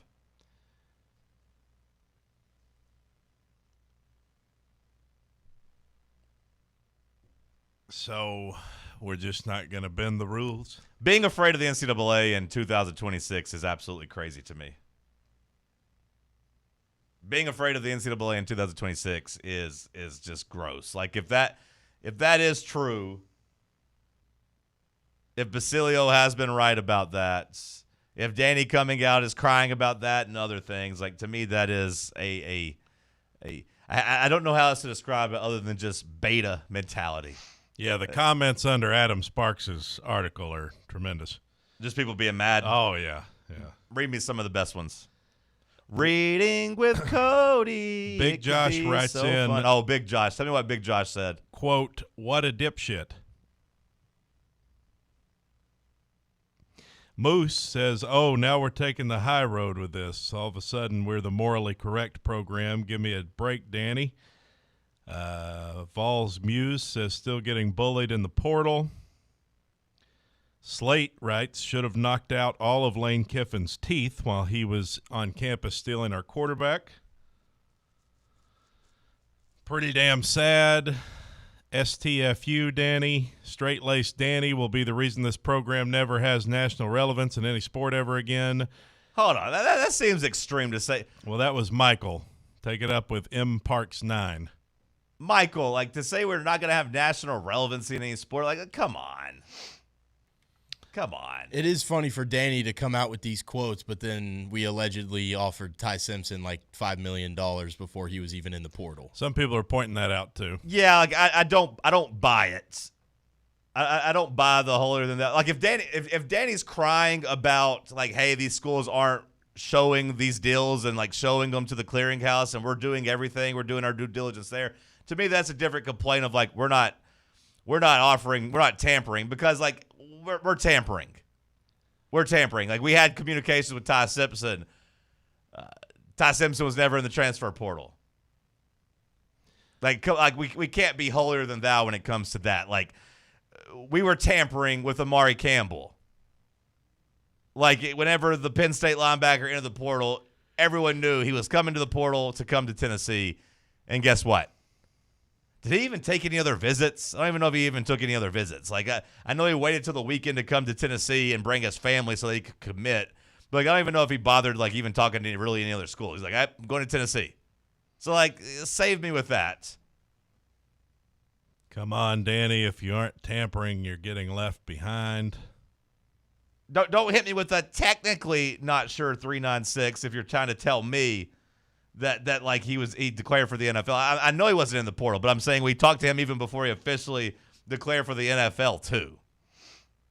Like once they declare for the NFL, like sure, I'm sure there's different rules in terms of reaching out and making last contract offers and all that, but like we were doing that before he entered the NFL draft. So if you're going to charge us a talent fee, doesn't that mean you're supposed to get top talent? The talent fee. You and your ilk that just sit there and bitch about that talent fee. Take it up with Volfan03. I'm taking it up with you, too, because you complain about the talent fee all the time, too. I don't like it being called a talent fee. I think it was a misstep for them to call it a talent fee. That's what I've always said. Calling it a talent fee, yeah, probably wasn't the best. You probably could have tried to hide it, but like I think they opened them just like an administration fee because that doesn't look any better. Make up some name, an entertainment fee. Make up a name, calling it a talent fee. Open them up to exactly what's happening. Because I said when they put it in, I said wait till we go 8-4. And then people are going to be – it's exactly what happened. Yeah, but calling it an entertainment fee would be like, oh, I wasn't very entertained. Like, I don't think there was anything they could do. Danny was trying to appeal to the smarter side of the fan base, which you're not really on. But, like, you know, whenever it happens, like, oh, Danny's out in front of things because I'll have you know that I'm in the courtside club. We do have to have the charity side of it. Me and a lot of other smart people sit on the court. Yeah, but you are the charity side, dinner for schmuck side. While you're up in your up there in your skybox. What your friend's uncle didn't tell you was that like it was bring a friend night and it was like dinner for schmucks. They were trying to see the grossest people they could bring. I didn't see you down there. Right. Because I'm not a schmuck. See, they brought the schmucks. And, you were up there. I couldn't see you. You were too far up in the nosebleeds. Your friend was like, hey, I got this guy, uncle, that he's going to eat 10,000 calories. It's going to blow people away. Yeah, say what you want and enjoy your binoculars at the game. But I don't think there was anything you could really call it that wouldn't have made people mad. Again, talent fee, entertainment fee, administration fee, none of that was going to fly, and none of the milking was going to be happily done or received once the football team started not playing so well. It doesn't help that the basketball team ain't playing so well. It doesn't help that you lost the best coach and the most popular coach to the MLB, and at least there are some questions about whether or not Danny and the way he gets down and the way he, divvies up the money at least played into it. I think calling it a talent fee was a mistake. Again, I don't know what else you could have called it. You could have called it anything else, and it would have received less criticism. You could have just not announced it. Well, once people saw that on their season tickets, where the hell is this extra 10% coming from? But you just that make would have it, led to you people make being it up. mad too. You make it up. You call it administration fee, like you said. So that would have been you worse. You call it something vague. Administration fee would have been worse. Calling it a talent fee was a mistake. I just think that opened you up to a lot of criticism. From that side of the fan base, sure, the ones that always want to find something to bitch and complain about. What do you mean, about, what sure. side of the fan base? People that have an opinion different than yours? The people that want to complain. You the know people You know, that the difference in you and Basilio is you put people down. Basilio welcomes all into his. Basilio hates Danny White. You put people down. Basilio hates Danny White. You shouldn't and put people down. The people that tweet Danny White are the people I'm talking about. The people that take the time to tweet Danny White. So why are you putting me in it? I'm not out here tweeting Danny White. Yeah, but you're reading them. You might as well be. I'm a vocal mouthpiece. I'm not out here tweeting the guy. You wrote on fanrunradio.com, Danny, I can't afford to take my fictitious family to the game. That was for page views. Look, you don't have to put people down just because they have an opinion. And here's what I'll say. If you're out here tweeting Danny White, you've lost the plot a little bit. That's what I'll say. Look, I think... And I'll stand by that. I think all reply guys need to get a life. Okay, so you agree. But not from the angle you're coming at. No. Okay, explain the difference. Well, I'm saying their feelings are justified. Sure. I wouldn't be out there tweeting about it. I didn't say their feelings aren't justified. I wouldn't be out there tweeting about it. I didn't say their feelings aren't justified. I didn't say their feelings aren't shared. I'm saying the people that go and tweet Danny White about it, Okay, well, that's not what you said at first. What I say? I said the side of the fan base you just said that ilk, wants to your bitch and ilk. complain. That wants to bitch and complain. Shouldn't they be allowed to bitch and complain? It's a free country. You can, but just know that the side of the fan base that bitches and complains gets looked at as the complainers. Do you have nothing to complain about? I complain about stuff all the time. I don't need to go tweet Danny about it, though. We talk about it here on the air. I think these people, it's kind of a mob mentality, but if enough people are outspoken about it, maybe, I don't know, maybe it makes, do you believe in making a change? Sure. Like all the people that have tweeted Danny White for a year, you have made a change as I sit here and tell you that they just raised record amount of money. Yeah, good job. Things have gotten cheaper, mob. Good stuff. All your whining and complaining, it has paid off. Like every time, if I'm Danny White, I wish he'd just come out and just make one blanket statement of like, please stop tweeting me about the Ticketmaster resale prices. I can't do anything about what third-party sites and people are selling their tickets for. It's not my fault that people are selling Tennessee baseball tickets to the opener for $300. That's not my price. My price is like $30. I'm not the one doing that. Stop it. Stop tweeting me. It's bad enough. Like when the basketball account, that was a banger of a tweet. Did you see it? I saw it. The timeline. It's you and your people there he's talking about. I'm not that person. I don't tweet Danny White. Oh, great. Can't wait to watch my favorite team. Then large gap of, I'm going to tweet at Danny White. Oh, great. The Vols won. That's about you and your ilk. I don't tweet Danny White. I am not in that group. I understand people have frustrations, though. I get it. I'm frustrated, too. I'm not here to tell everybody to be thrilled about it. I'm not telling everybody you to just be wanted here. to keep quiet and sit there and shut up. Text a buddy. Stay in your place. Text a buddy. Well, no, I'm just saying, putting it out on the internet, if you think that's a good use, if you think that's going to be something, that's fine. I say overthrow the administration. I think that's wild because I think we're still in an okay spot. Yeah, I'm just kind of kidding about that. I think the people that complain about Danny act as if the sky is falling. To me, the sky's not falling. To me, the problem was last year Josh Heupel didn't do a very good job of coaching football. Well, here's the problem, the way I see it. Is that fair to say, though? Like, the people mad about the football program are mad that Josh Heupel didn't do a very good job coaching the football team. What did Danny White do? Yeah, but you can't tweet Josh Heupel. Yeah, you can. He's on Twitter. Yeah, but he doesn't see. He no one has tweet. any venom for Josh Heupel. They come at Danny because Danny has engaged with them in the past. Well, sure. Danny opened himself up to engagement. Maybe Danny's problem was trying to be one of the people. Maybe, yeah. Maybe Danny should have just never interacted with the fans, and maybe people wouldn't bother him. That's why I don't tweet. But Sam, feel free to correct me if I'm wrong. Cody, feel free to correct me if I'm wrong. But I don't look at anything Danny White did last year as making our football team go from playoffs and 10-2 to bad in 8 and 4. That wasn't well. The anything game Danny day White did. experience was bad. The cattle that try to go into the game at 3:15, like right before the game starts, like no, sure, no, that's not great. 2:30 for a 3:30 game. I'm telling you, it was terrible. But you and your ilk would say, well, maybe you shouldn't be in the upper level. I walked in. Pick a lane, brother. Are you in the upper level or are you courtside? Which one are you? Are you the two different sports? Are you the commoner in the rafters with the peasants? Apples and or oranges. Are you down here with apples the, and with oranges? The These are two different sports. Which are you? These are two different sports. And apples knows and oranges. You love basketball much more. You care much more about that. Apples that was true. and oranges. The game day experience. Okay, if you want to say the lines weren't great getting into, okay. Like I sat there for Georgia and I maneuvered my way in. I found a path in, but it wasn't great. That wasn't good. But that doesn't impact the product on the field. I think people lose their argument when they start bitching about things that don't matter. Like, because I think some of these things really do deserve criticism, but then they take it too far. That's what always happens. It's like the same thing with like politics, you know.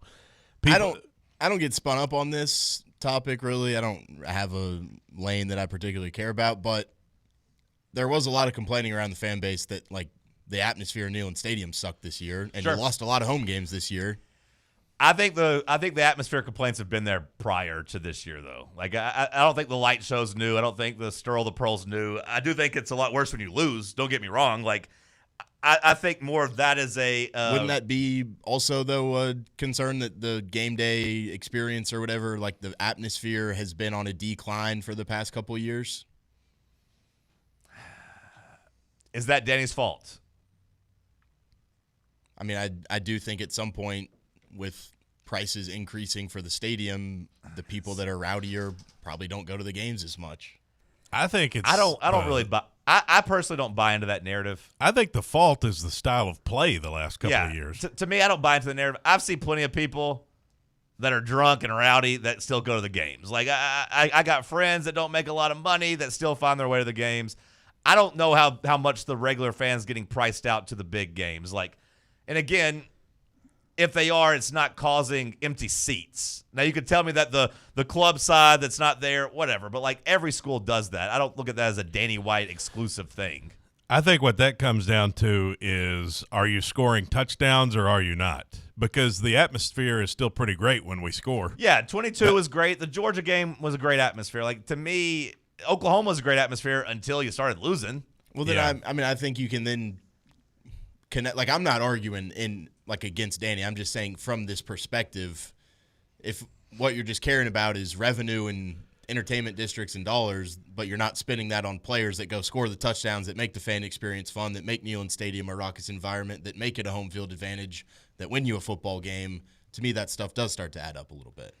It's hard for me to complain about the money that gets poured into the roster, Sam, whenever we had a top 5 high school recruiting class and like the transfer portal class is going to be in the top 6 or 7 as well.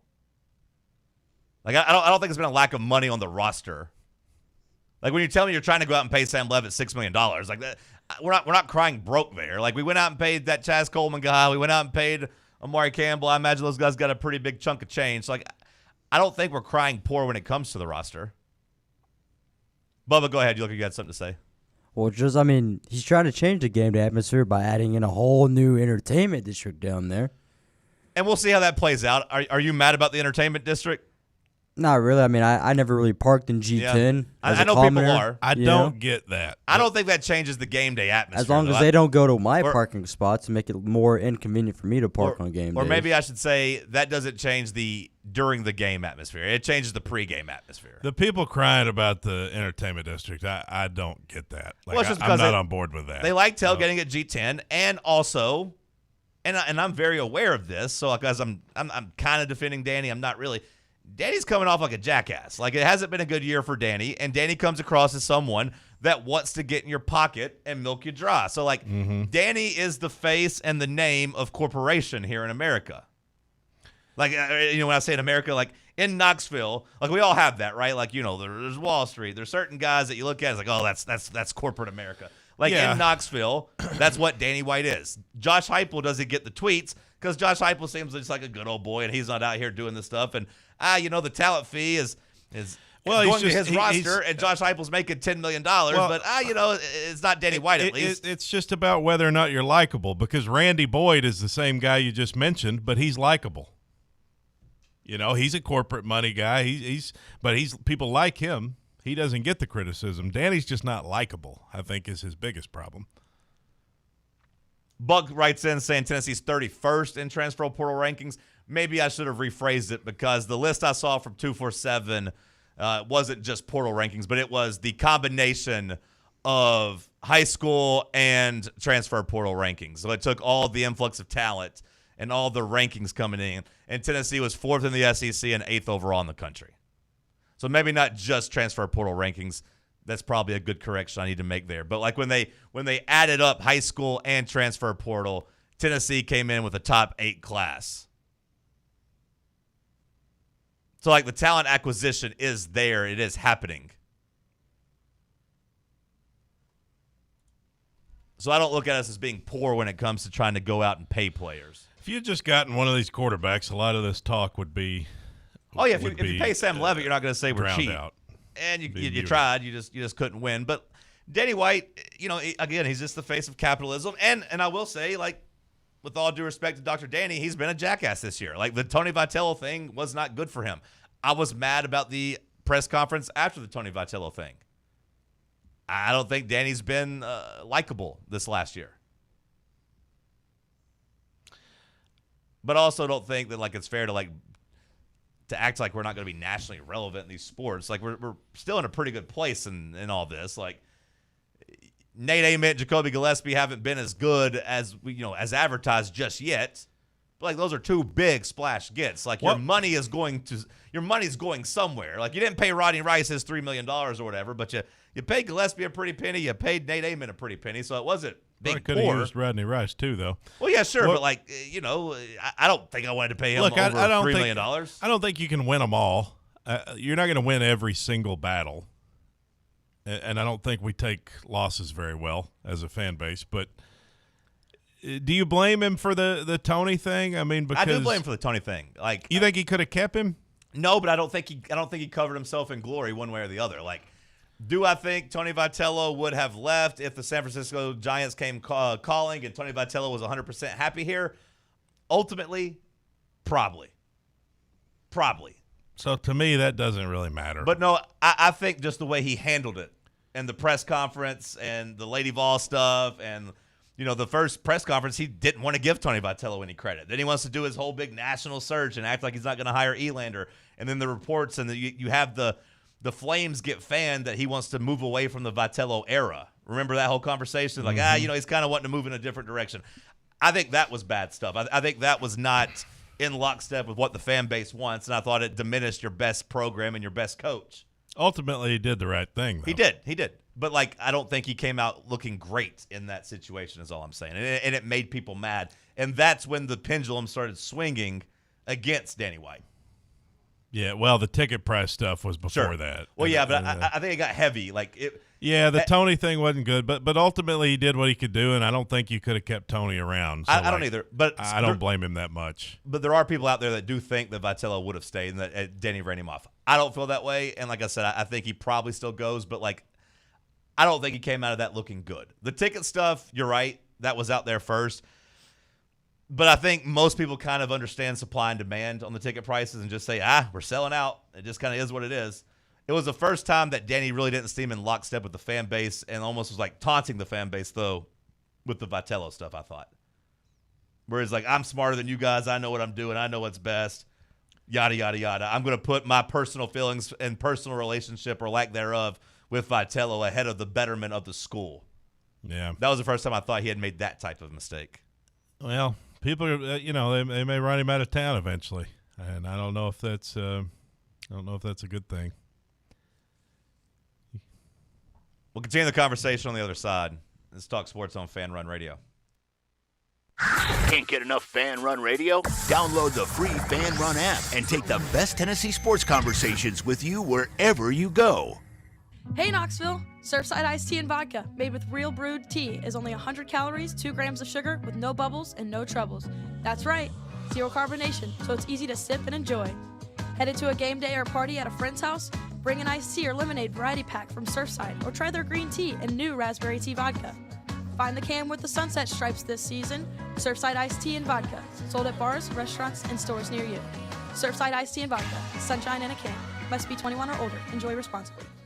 A brand built in Tennessee and born from the love of the game. Inward Half revolutionizes golfing comfort. Crafted by a former pro and dedicated enthusiast just like you, our luxury performance wear guarantees you stay cool and comfortable through every swing and every day. We're not just a brand. We've set out to create a lifestyle for those who understand that impeccable style and premium performance are a hole-in-one.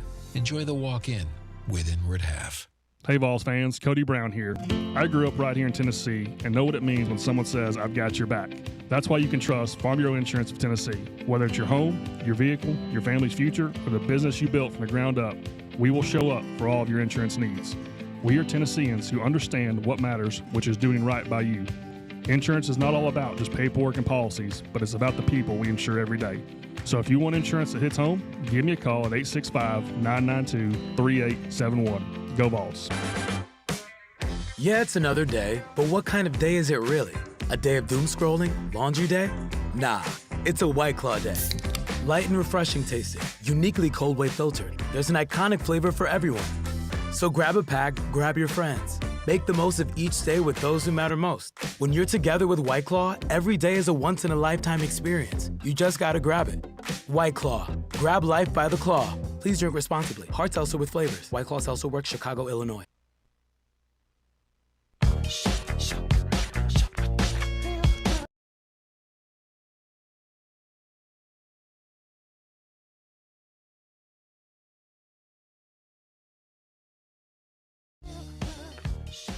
The Knoxville News Sentinel, the front page of it today, up in the top, kind of preview, or maybe it's the sports section, I guess. Maybe that's where it's at. But the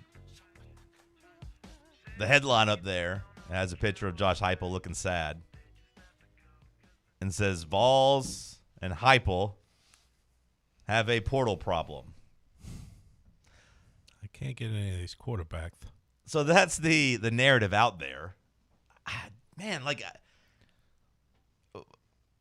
do we have a portal problem? Like Sam, like Bubba, like what grade would you give? I mean, because I feel like we did that this week and we were all pretty happy with the portal. Cody was a little bit rougher on it. We simply don't have a quarterback. That's what it comes down to. We did great in the portal otherwise. I think we did really good in the portal. Do you guys have a different opinion over there, P-Team? Am I being too optimistic here? What the hell's happening? I think we did pretty good. I don't know. You know my stance. I'd rather build this roster out through the portal than high school. I think it's dumb to, base projections for your roster and spend money on kids that have never seen the field before and have to project based on that. Okay, well, I think you're a good person to answer the question then. Did they do good enough in the portal then? Because you do want to build through the portal. So how do you feel? Yeah, I mean, I do think I like the pieces that we brought in the portal. I'm just saying I would have liked to even more expand that. Yeah, I mean, I don't good like pieces, but not enough pieces is how you would judge it. Okay, Bubba, I like where we got. I just don't. I'd still like to flip the narrative of 60 portal, 40 high school instead of the other way around. Cody, would you feel the same way? Well, Bubba, go ahead and give me your thoughts real quick on our grade. So 247 has us as the 21st. Best portal rankings. 21st portal, and then in the combination. And just looking at, we fixed a lot of needs, defensively, because that was a big concern. We brought in some safeties. We brought in, even a new kicker, Sure. Obviously, the big glaring issues offensively and quarterback. But then it's also looking at guys that we lost, too, We've lost some high, profile tight ends and receivers and edge rushers. Yeah. Yeah. Cody, would you feel differently if the narrative about George McIntyre was different? If George McIntyre was somebody that had everybody excited? Like if Sam didn't keep telling everybody that he thought he sucked? If Volquest didn't keep telling you he couldn't gain weight? If you still had that hope, because you were a George guy, right? You wanted King George. That's what you kept saying this offseason. If King George still had his glow about him, would you be as worried about the quarterback in the transfer portal, or would you still want a veteran here? I would still want a veteran. But a good veteran, like an impact, a guaranteed starter type of veteran, or just that's who I would want is a guaranteed starter. Just because we've seen enough in college football the last couple of years about, you need a guy with experience. If you're going to compete for a championship, experience at quarterback matters more than anything else. So when you were saying King George in August, wanting him over Joey. That's because we didn't have anybody. We had Joey. Oh, I didn't say that in August. I said that. No. Sure? I said that coming out of the spring game. Because after Nico left, I said, okay. And that was a little bit tongue-in-cheek. Because I was telling you that I watched the spring game. I said, I thought King George looked good in the spring game. The spring game wasn't even a game. I mean, maybe I'm misremembering, but I thought even in August when we're talking about – because, in August, there was the narrative was still out there between Joey and Jake and George, it being a three-person battle. No, I was a Joey man from the start. You guys are the one that you started telling me about how good. Joey man from the start. No, I watched not from the start, but by fall camp. I watched you watch his highlights and talk about how much he sucked and how you didn't want him to play. You were the one out there in August telling me about how good Merklinger was on air. I was simply telling you what the reports were and what everyone else was saying. And I was saying I was in the Joey camp by then. Man. I praised McIntyre after the spring game. I'd like to go and get the King George references. I wish you could do that. I'd like to go get it too because I remember it, explicitly. I remember you and William telling me, "Oh, Merklinger, he was 11 for 11 today." Really? Was there a defense out there? I think you're going back on your word, which you've been known to do many times. Well, just because I've done that before doesn't mean I'm doing it now. It doesn't. If you say, I wasn't Joey from the start. Like when we watched the film in the spring, I was like, this guy turns the ball over a lot, doesn't he? Like we were both kind of like, this guy sucks, I think is what we said. But then I think we knew we kind of had to roll with him by the time we got to the season. Okay. Again, I don't know for sure. I don't think the King George stuff was just after the spring game. But either way, you want you would still want a quarterback even if he was a shiny new 5-star that everyone was talking about how great he was. Yeah, just because I think that's where we're at in the game these days. You can't win at a high level with a young quarterback. You just unless you have a boatload of talent, which you don't. Like the reason Alabama and Georgia could do it back in the day with mid quarterbacks is because they had all the talent. They could overcome it. A mistake here or there by a young quarterback. And even then, they weren't playing young quarterbacks typically. They were playing, but they won championships with guys who were pretty mid. Mm-hmm. But you can't do that in today's game. Ohio State did it, but they didn't win anything. They didn't do anything. No, they went undefeated though in the regular season, right? They didn't lose any regular season games, did they? No, but they didn't win anything. Sure. But look at the games Julian Sayin played against teams with a pulse. Texas, he wasn't good. Indiana, he wasn't good. Miami, he wasn't good. All those other games, I don't care that they went 12-0. They didn't do anything for their standard, especially. I'd lock in 12-0. Well, yeah, if you're playing Purdue every week. Yeah. But like I said, the games that he played against good teams, he was not ready. What about C.J. Carr from Notre Dame? Yeah, he was pretty good. What year is he? Freshman. He's a true freshman? Shows he's a freshman. I believe he's a redshirt freshman. See, that's still a difference. No, that's what George would be. George is a redshirt freshman. Yeah, but George is not good, is what everybody keeps telling me. Well, that's my whole question to you. Is if we weren't saying George sucked. Yeah, if we had Trevor Lawrence, sure. Well, but there's not many of those guys out there. C.J. Carr wasn't Trevor Lawrence. C.J. Carr. No, I would not roll with C.J. Carr either, as a redshirt freshman. I would still want a veteran quarterback if that's the question you're asking. C.J. Carr was a 4-star, number 6 quarterback. Higher ranked than George by the end of it. Why does George suck? Why is everybody telling me George sucks? Every report I hear from inside the camp says that he's not. Is he just not physically there? Or is he just not a good quarterback? What sucks about him? Some people say he throws the ball good against air. So I mean, like if you want to go back to the Merklinger thing, like he did get talked last season about spinning it good in practice at times. Is he not good at decision making? Is he like brother? I don't know. We didn't get to see him in the bowl game. Well, yeah, no, we haven't seen him on the field. I mean, I don't know, but I'm just saying, like I don't think a lot of the fan base, you included, Sam definitely. Bubba, are you super excited about McIntyre? The prospects of starting him? No, I mean, not really. I wasn't excited about Aguilar either, but once we forgot a quarterback, I'll lean myself to be like, all right, let's go. I'm not saying you're anti-George. I'm just saying you're not beating the drum that he's a stud. Like you're hopeful that he'll be good, and that's kind of where I'm at. Like I'm not planting my flag that he'll be great. I hope he is, but yeah, like I think the negativity around him has made the need for a quarterback seem a lot worse. If we were confident in our sophomore quarterback or our true freshman quarterback, or excuse me, our redshirt freshman quarterback, I think the portal thing would have looked a lot differently. It's really an indictment on Heupel too, man. Yeah. Because people have zero faith in him. Because in 2022, for example, we would have said, "Oh, this Heupel, he can take any quarterback and make him good. Look what he's done with Hendon Hooker." And now we have zero faith that he can take any quarterback and make him good. Tweet him instead of Danny White then, because like I said, I think the problems on the football field last year. Yeah, Stir the Pearl annoyed me. Yeah, there's a lot of TV timeouts. I hate that Morgan Wallen song. I've come around on it. I came around on it for a little bit, but I've gone back. I did a 360.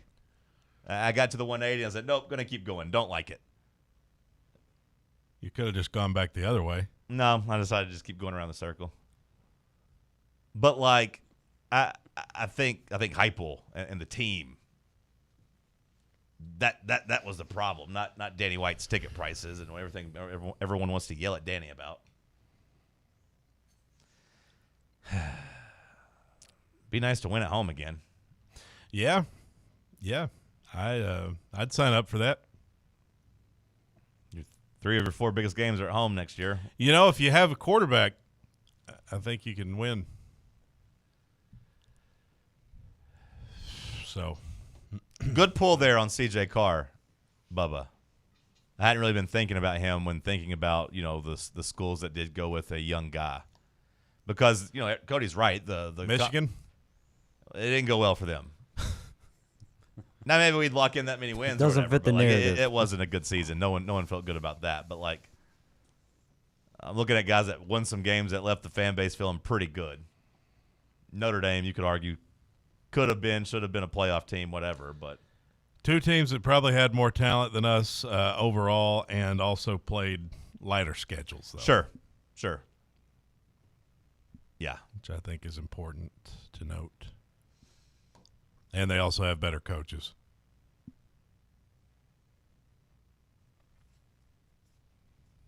Yeah, but I'm not asking to go 12-0. No, I mean, I'd take 9-3. I'd be jumping for joy at 9-3. Yeah. Especially with a 16-team playoff. Hour 2 in the books. We'll talk a lot of NFL in hour 3. Stick with us. Let's talk sports on Fan Run Radio. Check out our new and improved website at fanrunradio.com. Got a problem tree looming over your home? Call ECR Total Landscapes. Whether it's trimming, removal, or storm cleanup, our certified pros get the job done safely and efficiently. We're licensed, insured, and ready 24/7 for emergency calls.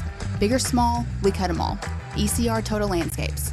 Call now for a free estimate, 865-384-2012, and mention promo code FANRUN for free stump grinding on any tree removal now through the end of the year. Also, visit us at ecrtotallandscapes.com. Got a flat tire? Strange noise under the hood? Don't stress. Roll into Matlock Tire and Auto Service. From oil changes and brake repairs to brand new tires, Matlock's certified techs do it all. Fast, friendly, and fair priced, Matlock is the home of the price match guarantee. Bring in any competitor's ad and Matlock will match the exact same tire for the exact same price. Matlock Tire and Auto Service. 5 locations in East Tennessee. Visit MatlockTireService.com to find the location nearest you and schedule your appointment. You're listening to FM 105.7 and AM 1340, WKGN Knoxville, and W289CU Knoxville, Fan Run Radio.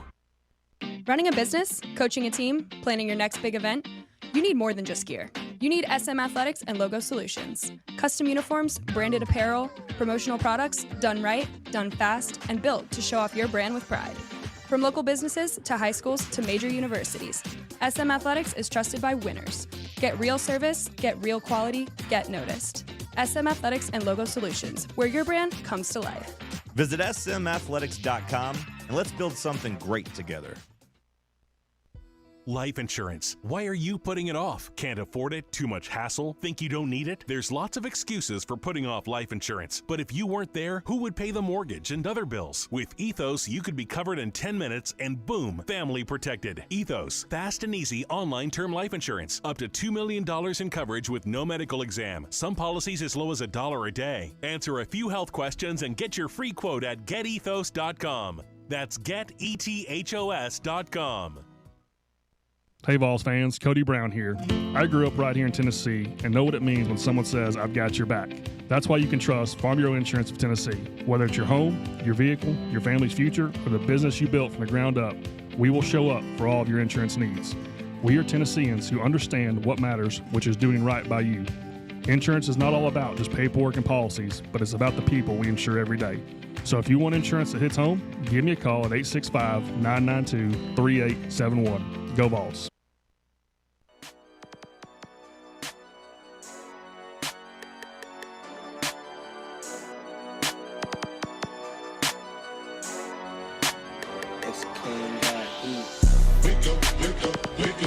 Talk Sports.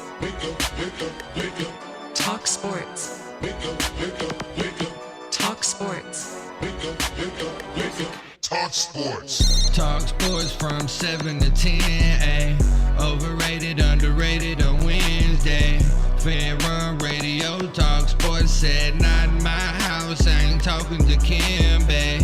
John and Cody out here asking where the ops at. Tennessee volunteers here for combat. It's the Cherokee Ghost, John Reed and Cody doing everything we can to bring Rocky Top back. Talk Sports from 7 to 10. Never leave a witness, never leave loose ends. Nico ain't nothing but a nuisance. 2026, we ain't making new friends. Hour number 3 kicking off here in the White Claw Hard Seltzer Studios. This batch of headlines brought to you by SM Athletics. If you have any uniform or equipment needs for your sports team, or screen print or embroidery needs for your business or organization, give SM Athletics a call. You'll get excellent customer service and great products at a fair price. If you got a logo and you want to put it on something, call us at 865-966-3434 or online at smathletics.com. Hour 3 headlines. What you got, Big Mac? What are you confused about? Oh, you look perplexed. Yeah, sorry, John. What's happening? Well, I was just looking at Emma Watson's most recent paparazzi pictures of her on the beach. Why is Emma Watson still famous? Is Emma Watson still a celebrity? At a certain point, she's a celebrity. At a certain point, it's feeling gross that we're still doing this. Is she even acting anymore? Does she act? Does she do anything? I'm sure she's doing stuff. Yeah. What have you seen her in recently? A bikini.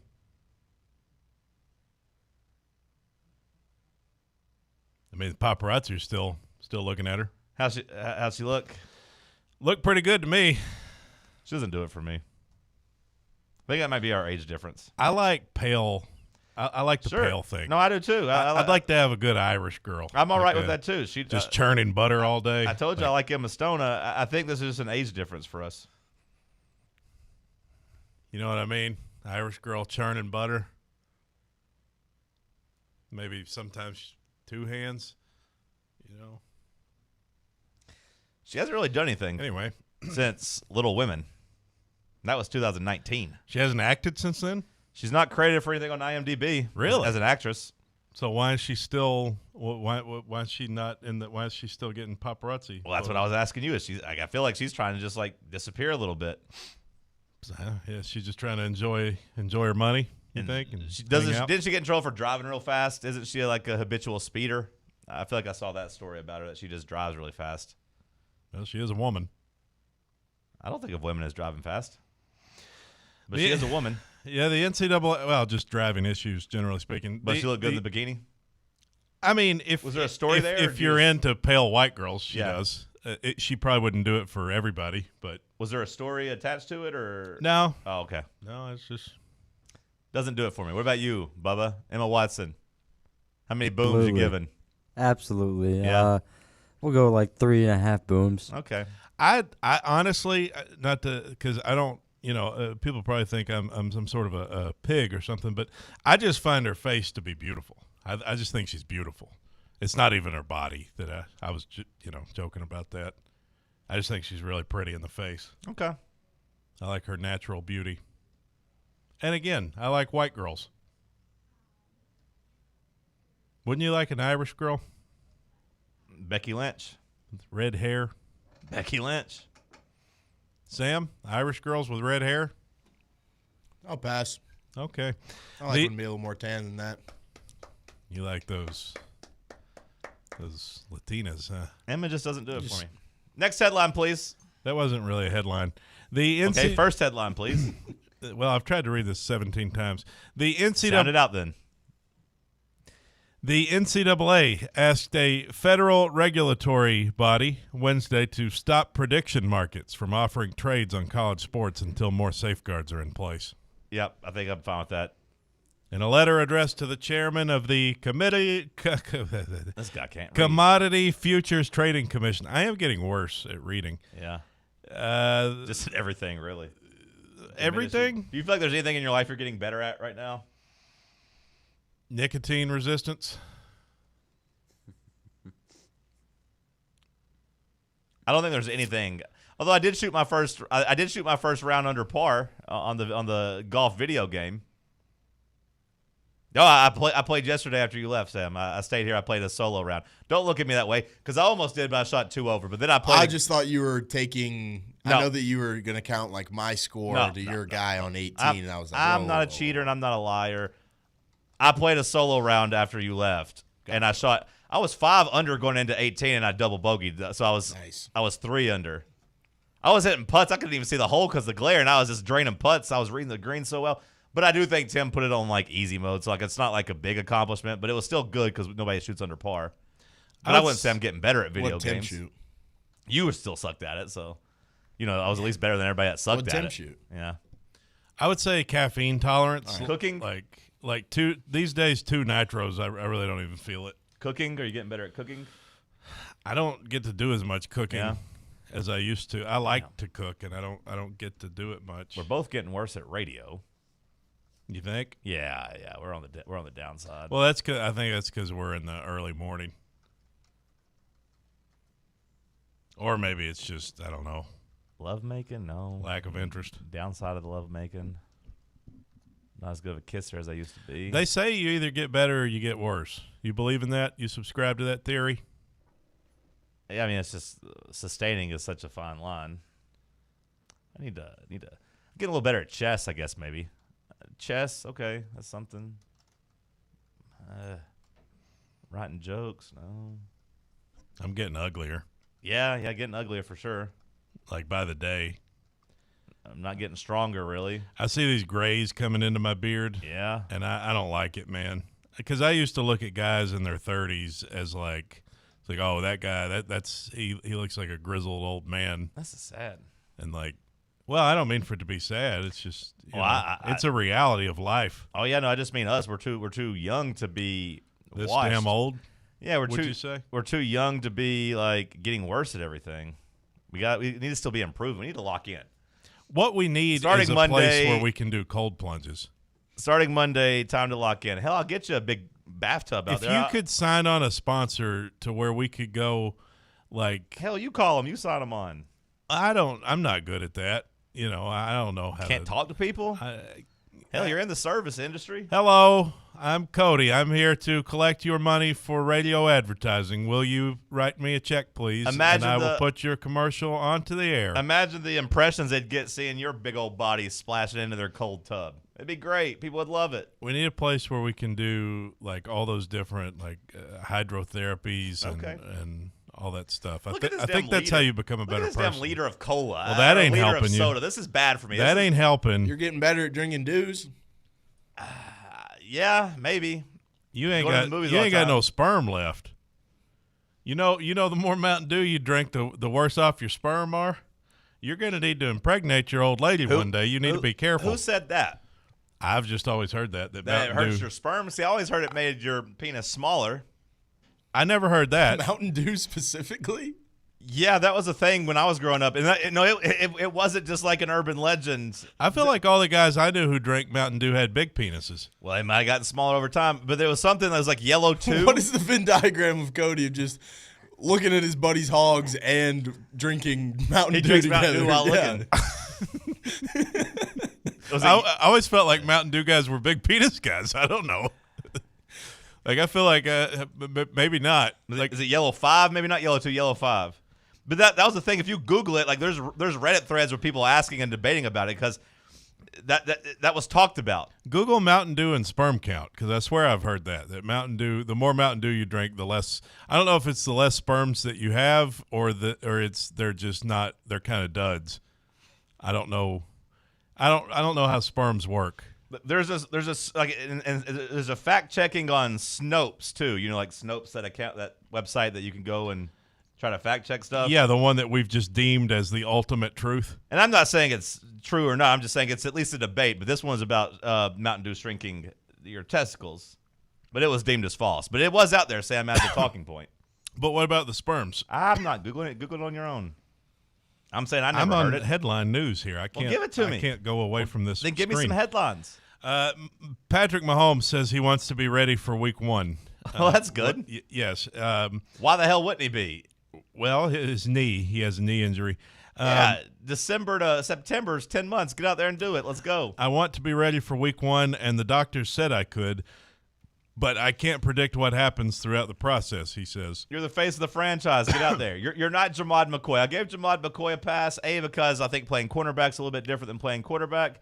Now, but also, like, he wasn't a super rich athlete. I want to go ahead and get ahead of this before you accuse me of being a hypocrite when the NFL season comes around. I will be rooting for Mahomes this season because it's a bounce back. Okay. I will be. So he has failed enough that he is now a lovable underdog. Yes, he has catered the plot. You know, in a movie, it goes. Sure. He is in the adversity stage. Sure. So I am now rooting for his uprising. What if Travis Kelce doesn't retire? He should definitely. But what retire. if he doesn't? What if well, Travis Kelce's he still remains. out there? He remains unlikable in my book. But what if Patrick Mahomes is throwing the ball to Travis Kelce? Are you rooting for them or against them? I think I'll root for them because of Mahomes. Okay. To get back. Does this not have anything to do with your waning confidence in Joe Burrow? I'll be rooting for him too. I just like storylines, I man. hear you. I like the Don't story more than I like the player. Don't like, deflect. Your love of Burrow is fading. Well, he's fading. It appears. Sure. Somewhat. So would you concur with my statement that your love of Burrow is fading? I'm still rooting for the guy. Don't sidestep the question, sir. I'm asking you directly. Yes or no? This is not a courtroom. Yes, it is. It is Johnny's courtroom. Welcome in. I'm Johnny Cochran Reed. Is your love of Joe Burrow fading, sir? No. You don't sound confident. Are you sure? Please No. keep in mind. Please keep in mind you are under the penalty of perjury here. Am I? You are. I mean, if he starts playing better, I'll be. See, he quits liking Burrow as much. Then all of a sudden, Aaron Rodgers, Josh Allen, and now even Patrick Mahomes. He's still desperate. How about Cam Ward? You're wearing a Titans hoodie. I'll pull for Cam Ward. How about you just root for Cam Ward? I'll pull for Cam Ward, sure. Only a matter of time before he's a Drake May defender. No. Drake May comes out and cooks the Houston Texans this weekend. That's his new young quarterback. No, I mean, I'll give him props if he's good. I don't like the Patriots. I always like Mike Vrabel, though. That's a player's coach. That's a coach you'd love to play for. No, that's not a guy I'll cling to. That's not going to happen. Burrow, I just don't see a lot of hope with his situation is the thing with Burrow. I'm pumped. I'm so locked in this coaching search. I'm close, Sam, to being ready to really tighten up. I'm close. I'm also really close to questioning my reality with the Titans. It's a big hire. If we get it wrong. It would be pretty disgusting if we came out of this with a coach that didn't get you pretty fired up, or at least that made you mad. Matt Nagy? Nagy would make me mad. I'd be pretty bummed about that. Is there any other coach out there, Sam, that just would have you pretty upset? Nagy's pretty much the clear number one right now. Yeah. Some NFL injury notes after some debate on whether or not Fred Warner might play against the Seahawks. He's progressing, but he's not going to play. He will be out against the Seahawks. And Josh Allen, no surprise, he is set to play. Arthur Smith is on my list too, Sam. Sure. If we hired Arthur Smith, I'd be to me, it's Nagy 1, Arthur Smith 2. How old is he? Arthur Smith? With a name like young. Arthur. He's pretty young. I feel like Arthur is just an old name. Probably 40, I guess, at this point. 40. Really? A 40-year-old guy named Arthur? Have we requested him for an interview? He was being linked to an interview, yeah. Okay. He'd be my Nagy's 1, Arthur Smith's number 2 in terms of people that would make me mad. Anybody else, I'd kind of be like, okay, we'll see. Like Jonathan Gannon. Jonathan Gannon. Yeah. I haven't viewed him or, Jason Garrett as legitimate candidates. But, yeah, throw them on there, too. I'd be pretty mad at both of those guys, too. Josh Raheem Allen Morris will play. Raheem Morris. Raheem I think Morris, that was just a Rooney Rule interview, but I'd be mad about him. Throw him on there, too. Like, I'd be mad about him. So there's a handful of them out there. I'm choosing to believe those aren't realistic. I'm excited, though, to see the Titans officially, kind of get down to their next 4. They said they're going to cut it down to kind of 4 finalists. Sounds like we're not going to get an interview with Chris Shula. Yeah, Shula didn't have us on his list, which is fine. That's fine. Stefanski, McDaniel, McCarthy. I'd be pretty fired up about either of those 3. Saleh, that'd be my 4 right now that I'd pick. Because we haven't been linked to Cliff Kingsbury really either, have we? Not that I've seen recently. And I'm fine with not bringing him in. But one of those 4, Saleh, McCarthy, McDaniel, or who did I say? Who was the other one I just said? Stefanski. Stefanski, yeah. He seems like a Falcon to me. I just keep seeing people say, watch out for the Titans and Stefanski, which would that excite you? Yeah. He's won Coach of the Year twice, but good play caller. I just thought he was so weird with the whole Shador, Dylan Gabriel stuff. I think he wanted neither of them. Yeah, I know. But once Shador started playing, I just thought he was still just a little catty with him, and I was like, I don't like that for my coach. It reminded me of the way Vrabel would treat players here whenever he was pissed off and trying to leave. I want my coach to be encouraging publicly.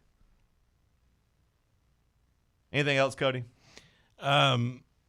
I was just telling you that Josh Allen's going to play against the Broncos. Was that in doubt? He has 3 different injuries. He's pretty banged up. Was that in doubt?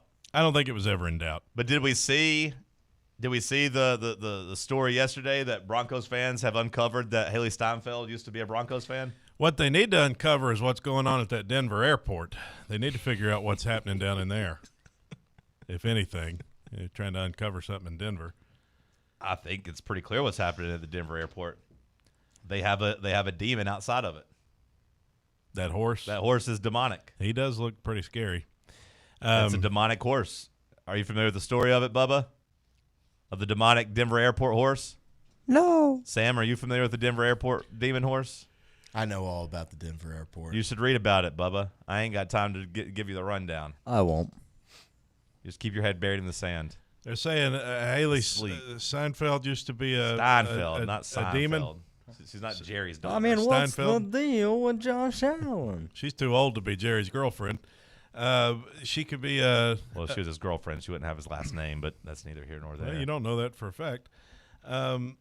So they just uncovered her celebrating the Broncos Super Bowl in 2016 in a Broncos jersey, doing a big dab. So they're saying that they're laying claim that she's one of them. Is what they're trying to lay claim to. They're trying to get in Josh Allen's trying head. to get in Josh Allen's head. Yeah. Sorry if I wasn't listening, but did you mention the Sam Darnold stuff too? Yeah, we talked about that last hour, Sam. Yeah, he's all mercy. He's all We're going to get Drew Lock playing this game? No. Sam Darnold said basically a 0% chance he wasn't playing. We'll dive into a full NFL weekend coming up next. Stick with us. For the fans, by the fans, this is Fan Run Radio, Knoxville. What kind of day is it? It's a White Claw day. Light and refreshing tasting, uniquely cold wave filtered. There's an iconic flavor for everyone. Come on, grab a pack. White Claw. Grab life by the claw. Please drink responsibly. Hard seltzer with flavor. White Claw Seltzer Works, Chicago, Illinois. At Knoxville Insurance Group, they understand the challenges many consumers face when searching for insurance coverage. That's why whether it's for you, your family, or your business, they create a coverage plan specifically for your unique needs. Knoxville Insurance Group is an independent firm, which means they aren't beholden to just one insurance company. They search multiple companies, acting as your negotiator to find you the best possible policy and price. Start a quote in minutes at KnoxvilleInsuranceGroup.com or call them today at 865-694-9788. Smoky Mountain Brewery is the place to be for game day. From the moment you walk in, it's wall-to-wall big screens, making Smoky Mountain Brewery the perfect place to watch the Vols or your favorite team in action. With locations in Turkey Creek, Maryville, Pigeon Forge, and Gatlinburg, you're never far away from a great time at Smoky Mountain Brewery.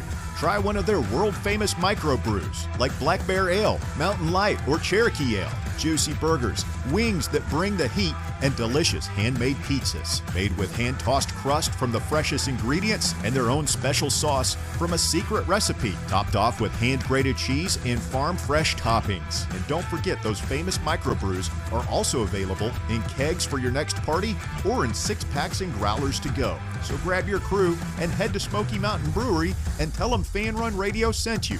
Smoky Mountain Brewery. Eat local, eat good. Running a business, coaching a team, planning your next big event, you need more than just gear. You need SM Athletics and Logo Solutions. Custom uniforms, branded apparel, promotional products, done right, done fast, and built to show off your brand with pride. From local businesses to high schools to major universities, SM Athletics is trusted by winners. Get real service, get real quality, get noticed. SM Athletics and Logo Solutions, where your brand comes to life. Visit smathletics.com and let's build something great together.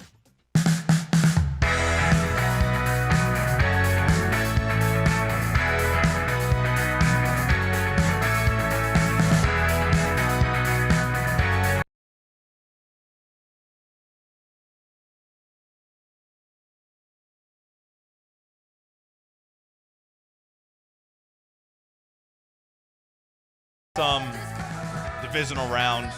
Let's get us another parlay cooked up.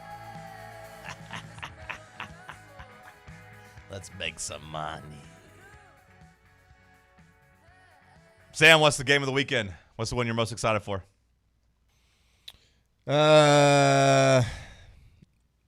Honestly, Patriots-Texans to me. Yeah? I'm in on this Texans team. I don't like rooting for divisional rivals, but teams that like don't succumb to modern football of just like, hey, we're going to go throw it around. We're going to be an offensive team. I like that they just get down in the mud and say, have fun trying to score 20 points on me. Bubba, which game are you looking forward to most this weekend? Any chance I get to watch Jawan Jennings play football is a great day for me, so the Seahawks and 49ers. Right now, the Seattle -7. Man, it feels high with knowing Sam Darnold's history, knowing that Sam Darnold's hurt, knowing that Kyle Shanahan has a proven track record of, hey, if I make the playoffs, I make the NFC Championship game. That's just what we do. Every time I make it, I'm there. And knowing that they didn't have Trent Williams whenever they lost 2 weeks ago. Cody, do you concur with Sam? Do you concur with Bubba? Or do you have another submission to the game you're looking forward to the most this weekend? I have 4. Okay, what would be number 1 on that list? I can't decide if it's Broncos, Bills, or Rams, Bears. Those are my top 2. And then third, I'd go Seattle Seahawks versus San Francisco 49ers. And then 4, I go with the Patriots Texans. So you don't concur with Sam. What was Sam's answer? Patriots Texans. Oh, that's definitely number 4. And you don't concur with Bubba. Bills Broncos is definitely number 4. Yeah, to me, Bills Broncos is a Have clear, fun watching the 3 active wide receivers for the Bills and watch Josh Allen get murdered all day long. clear cut number 4. It's the best story. Clear cut number 4 for me too. No, you guys are crazy. There's a reason they're putting it on first. There's a reason that the NFL is putting it on Saturday at 4:30. Okay, TV markets, whatever. Best story. If Josh Allen wins, he gets to the AFC Championship game. Can Josh Allen put the cape on again and beat the number 1 seed in the AFC playoffs on the road, mind you? To get to the Super Bowl, Allen will have to win 3 road games. Yeah. That's not a good storyline? I'm aware of all that. It's the 4th of the weekend. Second best quarterback in the NFL who's never been to the Super Bowl. This isn't a championship game. He's been to a championship round before. This doesn't mean anything. Well, I mean, it means something, obviously, but like it doesn't do anything. It doesn't change his legacy beating Denver. He has to win the game after that. You can tell me all those storylines for the AFC Championship game. Sure. I haven't had fun watching the Bills for like 8 weeks now. I disagree there. I don't like the Bills. Well, the Texans aren't fun to watch. Yeah, they are. That's fair to say that you don't like them or you don't think they're very good or whatever, but like I do find them fun to watch. I do like Josh Allen running around trying to put a team on his back, throwing to – they only got 3 active receivers like in this game. Everyone's hurt. So, like, I do find that to be fun. I don't like Denver. I don't find Denver to be fun. So, like, that's part of the reason that's the first game up and the least intriguing game of the weekend. That's at least number 2 for me, but I'd probably go Rams-Bears. Nope, you're locked in Bills-Broncos. I get Rams-Bears. We all got 1 each. That's good. Good for us. You got 1, I got 1, Sam's got 1, and Bubba's got 1. What a weekend. But I like Rams-Bears, too. Too late. You said Bills-Broncos. I'll take Rams-Bears because that's the game I'm looking forward to the most. That's what I think is the game of the weekend. That's my number 2. Those are my 2 favorite teams. 2, like I said, just ethical quarterbacks that are just going to throw the ball down the field deep. No dinking and dunking BS. Let's launch it. Let's see what we can do. It's going to be cold. It's going to be loud, and Caleb Williams is going to be trying to run around and make some plays. And that Rams, offense, that Rams wide receiver duo is going to be running wild in that Chicago secondary. So, like, Puka and Stafford against Caleb Williams and his magic, that to me is going to be really fun. You want a fun stat for this one? I love fun stats. In playoff games under 15 degrees, the home team is 23-2 at covering a +3.5 spread. Yeah, I mean to me it tells you that when it's really cold, the game's going to be really close. There's not going to be a lot of scoring. Have you also seen the stuff that Ben Johnson has gone the entire season not letting the Bears use heaters during practice when they practice outside? I haven't seen that. That's smart coaching. Yeah. They'll be ready for the moment. Bear weather. Just making them go outside and practice in the elements. Meanwhile, LA's practicing in like a 78 perfectly sunny. It was 82 degrees yesterday in Los Angeles. Now because I was looking at my weather app where ours said 27. And it was like Los Angeles, 82. Knoxville, 27. Wow.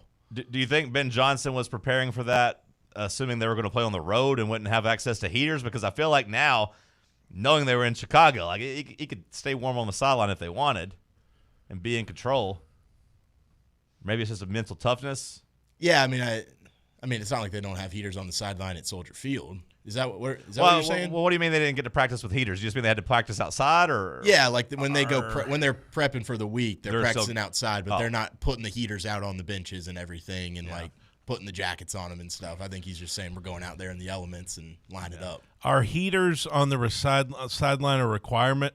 Does the NFL require that in certain temperatures? I would imagine so. Because I'm thinking, like, if I'm the Bears, I'm not giving the Rams heaters. Yeah, I would imagine that. I think each team probably brings their own heaters, too. Oh. Yeah. But, I mean, this is going to be Chicago football weather. That lake effect is going to be real. And, I said it earlier this week. I still kind of feel that way. The Bears' defense is not good. But, man, like, in this cold weather, I'd rather have the young quarterback that can run around and make plays. I'd rather have Caleb Williams in this game than Stafford with a banged-up hand especially. That might age poorly, and the Rams still might win, but I like the Bears' offense better in this game. I don't think the Rams' defense has been playing well as of late. It hasn't been playing as bad as the Bears has, for most of the season. But no, the Rams' defense has kind of ran out of gas. I've had a couple stats that I've been trying to pull here, but Twitter's down. It'd be a pretty good story if the Bears get to the NFC Championship. Well, there's a solid chance they'll get to the NFC Championship and also be hosting it, because I do think that the 49ers can go into Seattle and win that game. The first 11 games of the year, the Rams' scoring defense was number 1 in the league, 16.3 points a game. Their last 7 games, they're at number 27, giving up 28 a game. I mean, the Panthers moved the ball up and down the field on them twice. You know what I mean? And I don't think any of us think of the Panthers as having a dynamic offense. Seattle, went up and down the field on them in the fourth quarter. Bijan Robinson ran wild against them. Detroit moved the ball against them when they played. So, I mean, the defense hasn't been great. Four bangers of games, though. All 4 games are appealing. I'm excited for this weekend. I like them all 4, too. I think it'll all be good. I just didn't really want Houston there, but I like watching Houston. I'm with Sam. I don't want to like a division rival, but I still like the teams that are defense first, and they're a defensive first team. I do like the gamesmanship that Vrabel did, though, where he picked up Darrell Taylor. Big game Darrell, VFL. The Texans had cut him, and the Patriots signed him this week. They had cut him last week, and they signed him this week. My favorite thing, though, has been there's been these NFL stats where the Texans are one of the only teams in the league that doesn't disguise their coverage. They just play their base coverage and say, try and beat me. And someone quote tweeted the Darrell Taylor picking up, and he was like, all right, guys, so on this play, Will Anderson's going to run through your face, and you're gonna try and stop it. But the thing that holds me up is that if I am ranking the quarterbacks this weekend, I got C.J. Stroud at 7th. The Texans' defense has faced a top 10 scoring offense 8 times this season. The Patriots' offense has faced a top 10 scoring defense 0 times this season. Yeah, the Texans going to be more tested. But again, if you believe in his quarterbacks, to me, the only quarterback I have below C.J. Stroud, and I might not actually have him there, is Bo Nix. And those two are pretty interchangeable for me, and maybe Bo Nix is actually higher. Darnold? Yeah, I got Darnold ahead of him. I'm nervous. My confidence in Darnold's not higher, but Darnold's better than both of those guys. Now, Darnold might, go back into his shell and fold here, but I take Darnold to me has the 6th spot, but he's ahead of both of them. I think all 4 games should be very interesting. It's going to be a good weekend of football. Who would I put at the 5th spot? I guess Caleb probably has to be at the 5th spot. Now, my confidence in him this weekend. I got Purdy higher, but I got Purdy higher than Caleb right now. So probably Caleb's at 5, Purdy's at 4. Then you got Allen Stafford and May. Who missed? Drake May, yeah. Yeah, I'd probably go, May, Allen, Stafford. Of just ranking the season. Now, again, this weekend, that's a little bit different because I don't have a lot of confidence in Stafford this weekend with being outside and being, with a hurt finger. That doesn't mean I wouldn't have him like number 3 or 4 or whatever. He's still going to be fine, but I think I would rather have Caleb outside and outdoors this weekend. All right, let's try to put us together another parlay winner. One from each game, a 4-legger over on VIP Play. Use the promo code FANRUN. Bet $20, get $100 in bonus bets. All right, let's see what we can put together. In case you forgot, the boys hit one last week. 5 for 5. 5 for 5. Word to Wendy's and Dave Thomas. Let's do it again. Now we need a 4 for 4, which would be more so Wendy's and Dave Thomas. First up, Denver, Buffalo. Denver and Buffalo. What I kind of want to say with props again, but we can do a side if we want to. Buffalo's 1-point underdogs, 45.5 point spread.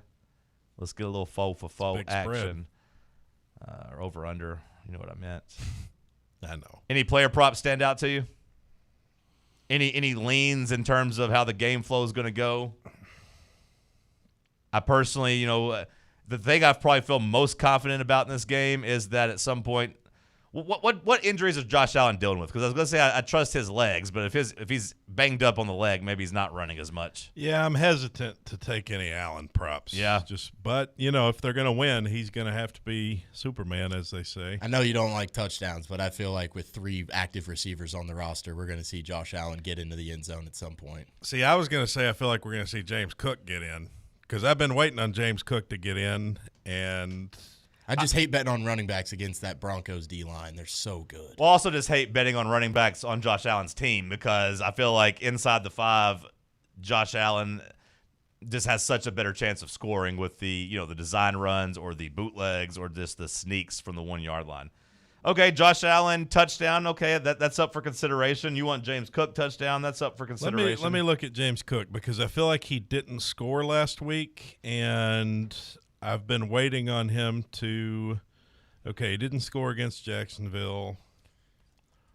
James Cook hasn't scored a touchdown since the Cleveland win December 21st. So he did not score against Philly or the Jets or last week. I feel like he's due. He didn't really play at all against the Jets, so I won't hold that one against him. Can I interest you in? He's pretty hit or miss. Can I interest you in Bo Nix, 20 rushing yards? I was actually just looking at that. Bo Nix, 20 rushing yards. I think in the playoffs you see quarterbacks run more. I think in the playoffs, the mobile quarterbacks, they use that weapon more often. You might try to bridle the guy back a little bit in the regular season, not let him get hurt. But in the playoffs, go look at Mahomes' stats. Look at Drake May last week, scrambling. I think quarterbacks run more in the playoffs. Bo Nix the last 2 weeks, games they needed to win to lock up the 1 seed. 9 rushes, 42 yards. 8 rushes, 49 yards. We can get him for 20 rushing yards at -165. I submit that to the jury. Does any Khalil Shakir things make you any concern? I know Patrick Surtain probably going to have that assignment, but with 3 receivers, he was just spamming him last week. He had 12 catches or something, right? Yeah, no, it is interesting because Shakir doesn't seem like the type of guy that Surtain will guard because he's going to be in the slot, going to be moved in the backfield, going to be moved around everywhere. So I don't know if Surtain Keon Coleman a little bit more. Yeah, I don't know if they'll actually follow him with Shakir. You more interested in receptions or yards? 50 receiving yards, or let me see if I can find actual receptions. For receptions, I'm seeing 5.5. Okay. I'm fine with that, too. He got 12 last week against Jacksonville. I'm fine with 5.5. Shakir, 5.5 receptions? I like that or Bo Nix rushing. I like both Bo of those Nix picks. went from November through December. He went 7 straight games without 20 yards rushing. But in the last 2, he had 42 and 49. Well, that's what I'm saying. I think it's winning time. I think it's time to go out there and try to run around now. Mm-hmm. I think they kind of dialed it back, and they were letting him they didn't really need him to. The games weren't do or die, but now it's do or die. Last year in the playoffs against Buffalo, 4 rushes for 43 yards. I'm good with Bo. I think I like that. I can kind of close my eyes and look at a box score and see Khalil Shakir 5 receptions instead of 5 or 6, I think either one's good, but for now, let's put Bo Nix 20 rushing yards. I'm good with that, okay? Next game, Saturday night. Seattle, San Francisco. This is going to be a tricky one because this last game was so low scoring. There weren't a lot of, successful props that would have gotten cashed. What do we like in this game? How do you think this game plays out? Yeah, the last game was 13-3. It was a weird game. Trent Williams should be out there. Yeah, right? he'll be playing. So that's a big difference for the 49ers. Is it overthinking it to go back to the Christian McCaffrey touchdown? Is that too simple, I should say? I will always sign up for a McCaffrey touchdown. Him at -121 feels like, okay, like he is the offense. Jawan Jennings, 1 pass completion. I don't think they're going to go back to that. So I don't feel good about that. No. Kyle Juszczyk over 1.5 receptions. It's interesting. I think if we're looking, one that jumps out to me, Jake Tongas, 30 yards. Mm-hmm. He's the backup tight end. Now that George Kittle's out, I feel like whenever he's gotten a chance as the lead guy, that he has gotten the ball a lot. Now, we're not betting on any stud here, of course, with him. But, in the middle of the season when George was out in October, 11 targets, 7 catches, 40 yards, 3 catches, 58, 6 for 58. We could probably do better than him. What about Demarcus Robinson over 23.5 receiving yards? That came out of nowhere for him last week. I feel like. I mean, maybe I'm wrong on that, but I feel like it did. I feel like that came out of nowhere. I don't know if I want to go back to that well. Juwan? What were we thinking with Juwan? Receptions, receiving yards? His yards is at 43.5. I feel like he has a good 60 in this game. McCaffrey's had a touchdown in 7 of the last 8 games, and the majority of those he has multiple touchdowns. Yeah. Yeah, I'm good with McCaffrey to score. That the one that he didn't was that Seattle game where they didn't have Trent Williams out there. I feel like that's a lock, right? Like, ask yourself how many points you think the 49ers are going to score in the game. Like, they're going to score more than a field goal. Sure. Like, I feel like if they score a couple touchdowns, he's bound to be one of them. I do feel like they're going to be trailing. I don't know. I could see Seattle's beating the hell out of some teams, but maybe that just means McCaffrey, gets some dump downs. Do you think there's anything there? Receiving yards? Are we overthinking it? Do we just do touchdown and move on? Well, the thing about a touchdown, 50 McCaffrey receiving yards. The thing about a touchdown with him is he can score one receiving or running. Yeah. Now, I will say, you know what happened the last game against Seattle? Even the first game against Seattle, you got to go all the way back to week 1. Yeah. But that was 17-13, and he didn't have a touchdown in that game either. So he has not scored a touchdown against the Seahawks this year.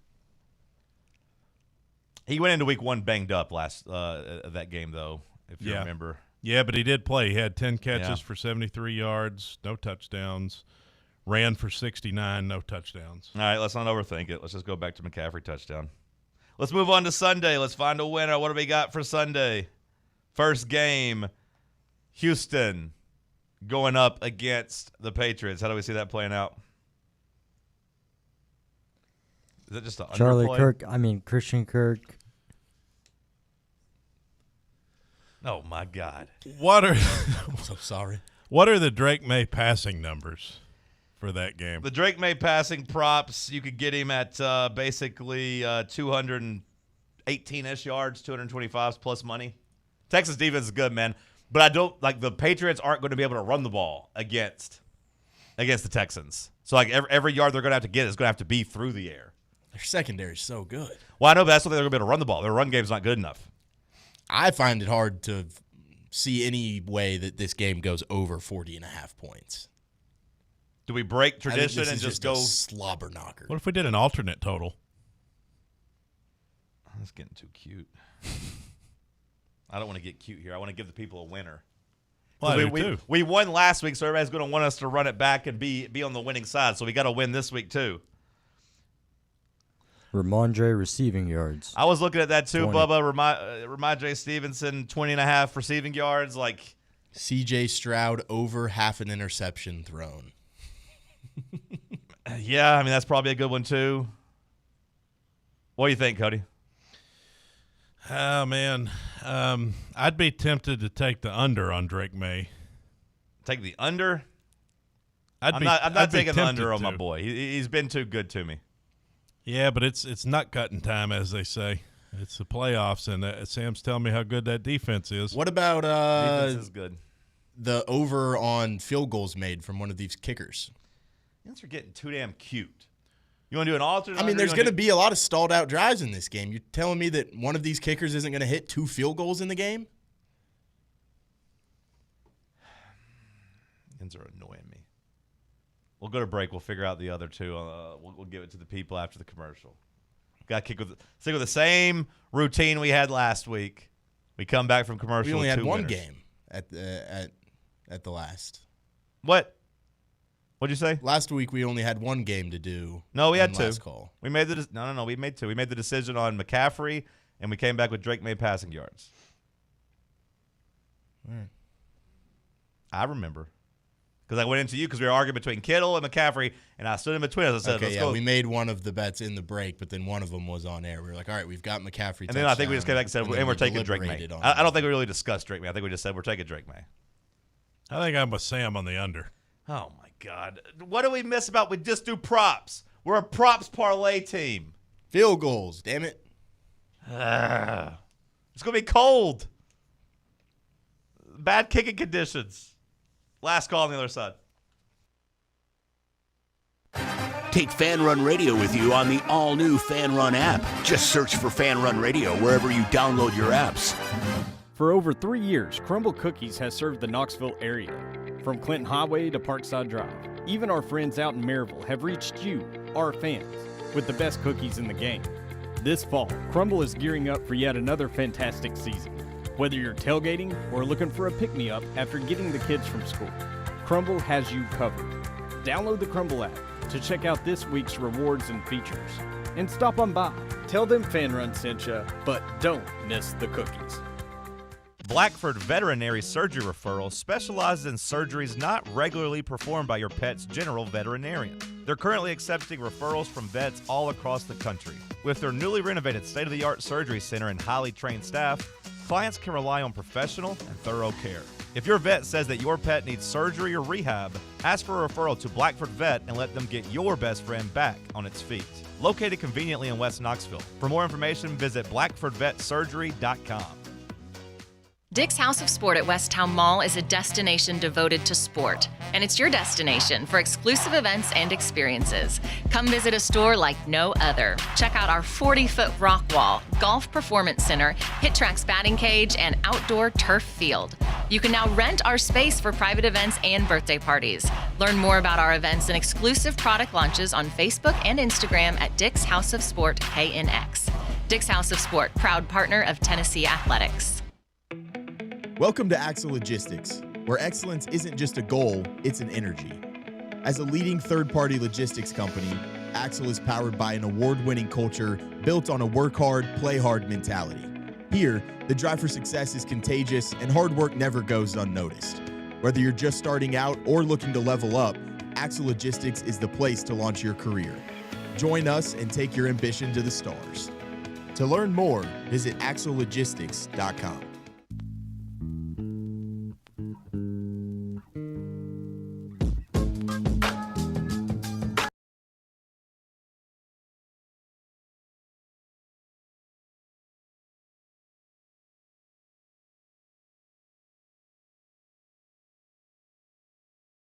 Brought to you by Inward Half. Go to inwardhalf.com. Check out their selection. Pick you up something for the golfer in your life or the Tennessee sports fan. This is why bands break up. They have a hit album. They come out. They go number one. They hit a big parlay. And then everybody wants more and more and more.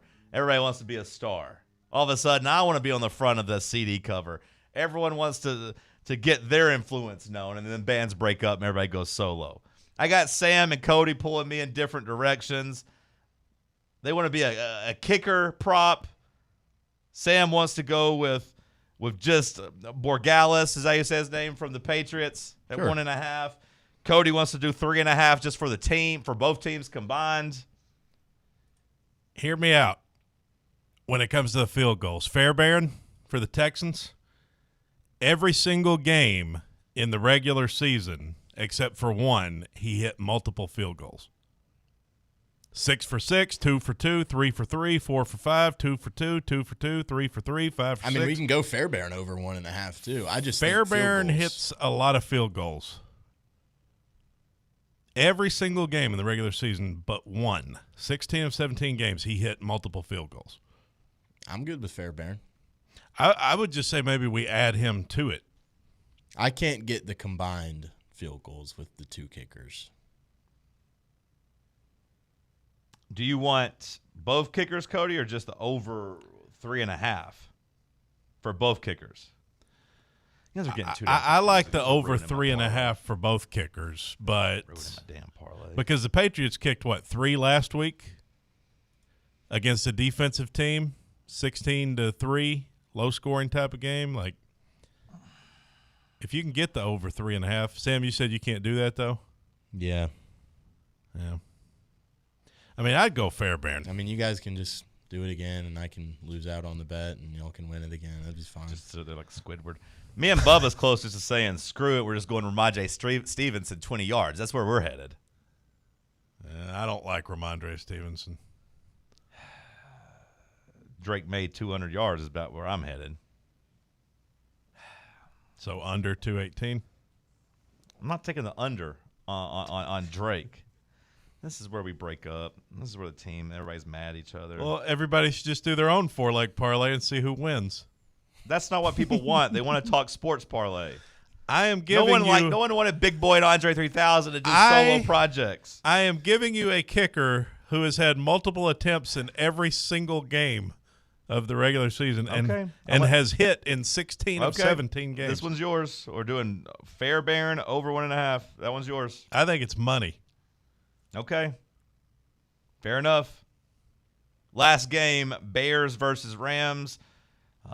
I am completely fine with not overthinking this and just riding with Puka. Do you guys have thoughts on this game?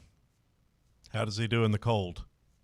Thrives. Yards, I'm assuming. Is that what you're wanting? Puka yards? I'm fine with Puka touchdown, too. They've gotten to where they're just spamming him in the quick screens and just throwing him the passes near the goal line.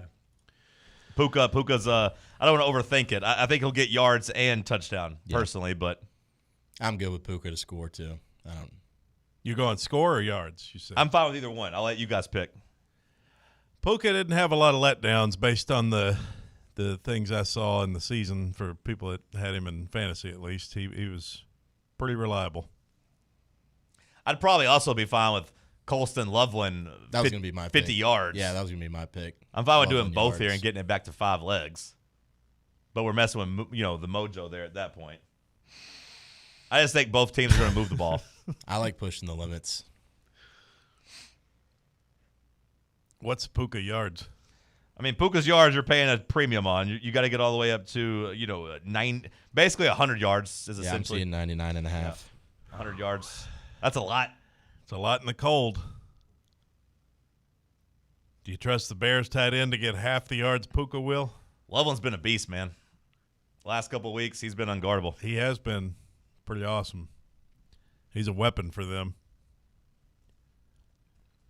The only thing that gives me a little pause about Puka, 100 yards, is just Stafford's hand, and whether or not that's actually bothering him. But Loveland got 15 targets last week.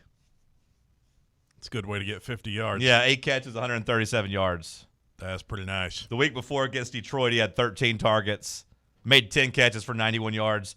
The week before that against San Francisco, 10 targets, six catches for 94 yards. So I think he's pretty hot. That's sounding pretty good. Yeah. I'm good with both, honestly. All right, let's do both. We'll give the people a 5-team parlay. We'll ride with if we're picking one, we'll do Loveland, but Loveland and Puka. Let's see. Do you feel confident with Bo going over 24.5 rushing yards? Yeah, sure. Okay. I'm just doing 20. Because that's all I can get. Yeah. And the only other thing that offers me is 25 plus. There's no 20 plus. We got to get you signed up for VIP play instead of using the one you use. Don't be a better. Yeah. All right, comes in basically at 12-1. That's what we're going with. Bo Nix, 20 yards rushing. Christian McCaffrey, touchdown. Kaheem Fairbairn, over 1.5 field goals. Colston Loveland, 50 yards. Puka Nacua, touchdown. I can't spot a loser anywhere there. 12-1. Ride with us on VIP play. Again, promo code FANRUN. Gambling problem, call 1-800-889-9789. Must be 21 or older and located in Tennessee to bet. I feel good. 12-1. Let's ride. Maybe Now we we'll just give us a little gotta boost, too. recruit some college basketball players to pay off, and we're in the money. We are working. Bubba, what do we miss? I mean, there's a big thing we haven't done, John. That's preview Tennessee versus Kentucky. Oh, yeah. Yeah. I like Gillespie over Irway. I don't like whoever we got up against Denzel Aberdeen, whether that be a Bishop Boswell or whoever else. Sure. Over under 100 Volcats in the crowd. We'll be over 100. It's too short of a drive not to come down.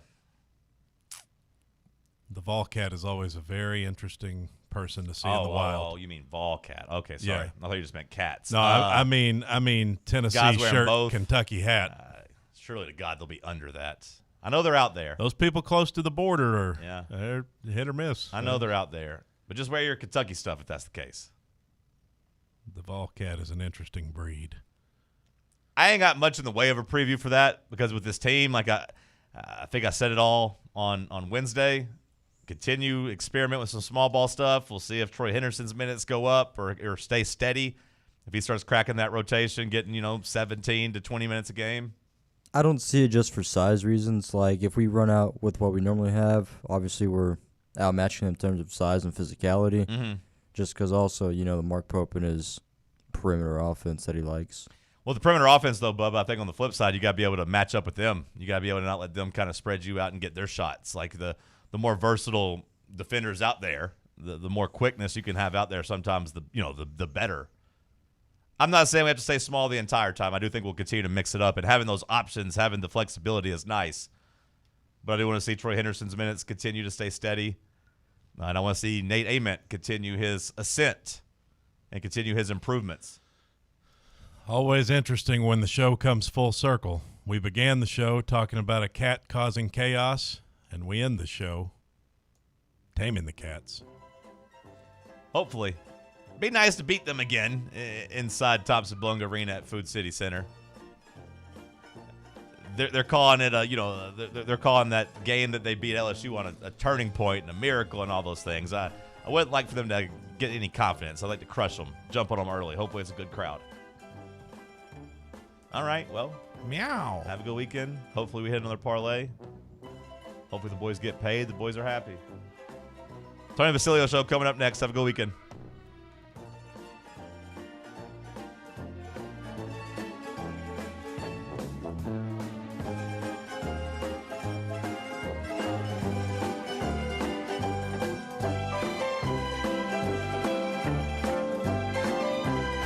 Take Fan Run Radio with you on the all-new Fan Run app. Just search for Fan Run Radio wherever you download your apps. Hey folks, if you're in need of a lawyer, you need to call my friend Jerry Givens. I've known Jerry since high school and can personally vouch for him. He's East Tennessee through and through, and if you're going through a divorce, bankruptcy, or a DUI case, you'll need someone you can trust on your side to help you navigate the local legal system. You can trust Jerry Givens. Call the law offices of Jerry Givens today at 865-801-9250 to schedule your free consultation. That's 801-9250. Got a flat tire? Strange noise under the hood? Don't stress. Roll into Matlock Tire and Auto Service. From oil changes and brake repairs to brand new tires, Matlock's certified techs do it all. Fast, friendly, and fair priced, Matlock is the home of the price match guarantee. Bring in any competitor's ad and Matlock will match the exact same tire for the exact same price. Matlock Tire and Auto Service. 5 locations in East Tennessee. Visit MatlockTireService.com to find the location nearest you and schedule your appointment. Dick's House of Sport at Westtown Mall is a destination devoted to sport, and it's your destination for exclusive events and experiences. Come visit a store like no other. Check out our 40-foot rock wall, golf performance center, hit tracks batting cage, and outdoor turf field. You can now rent our space for private events and birthday parties.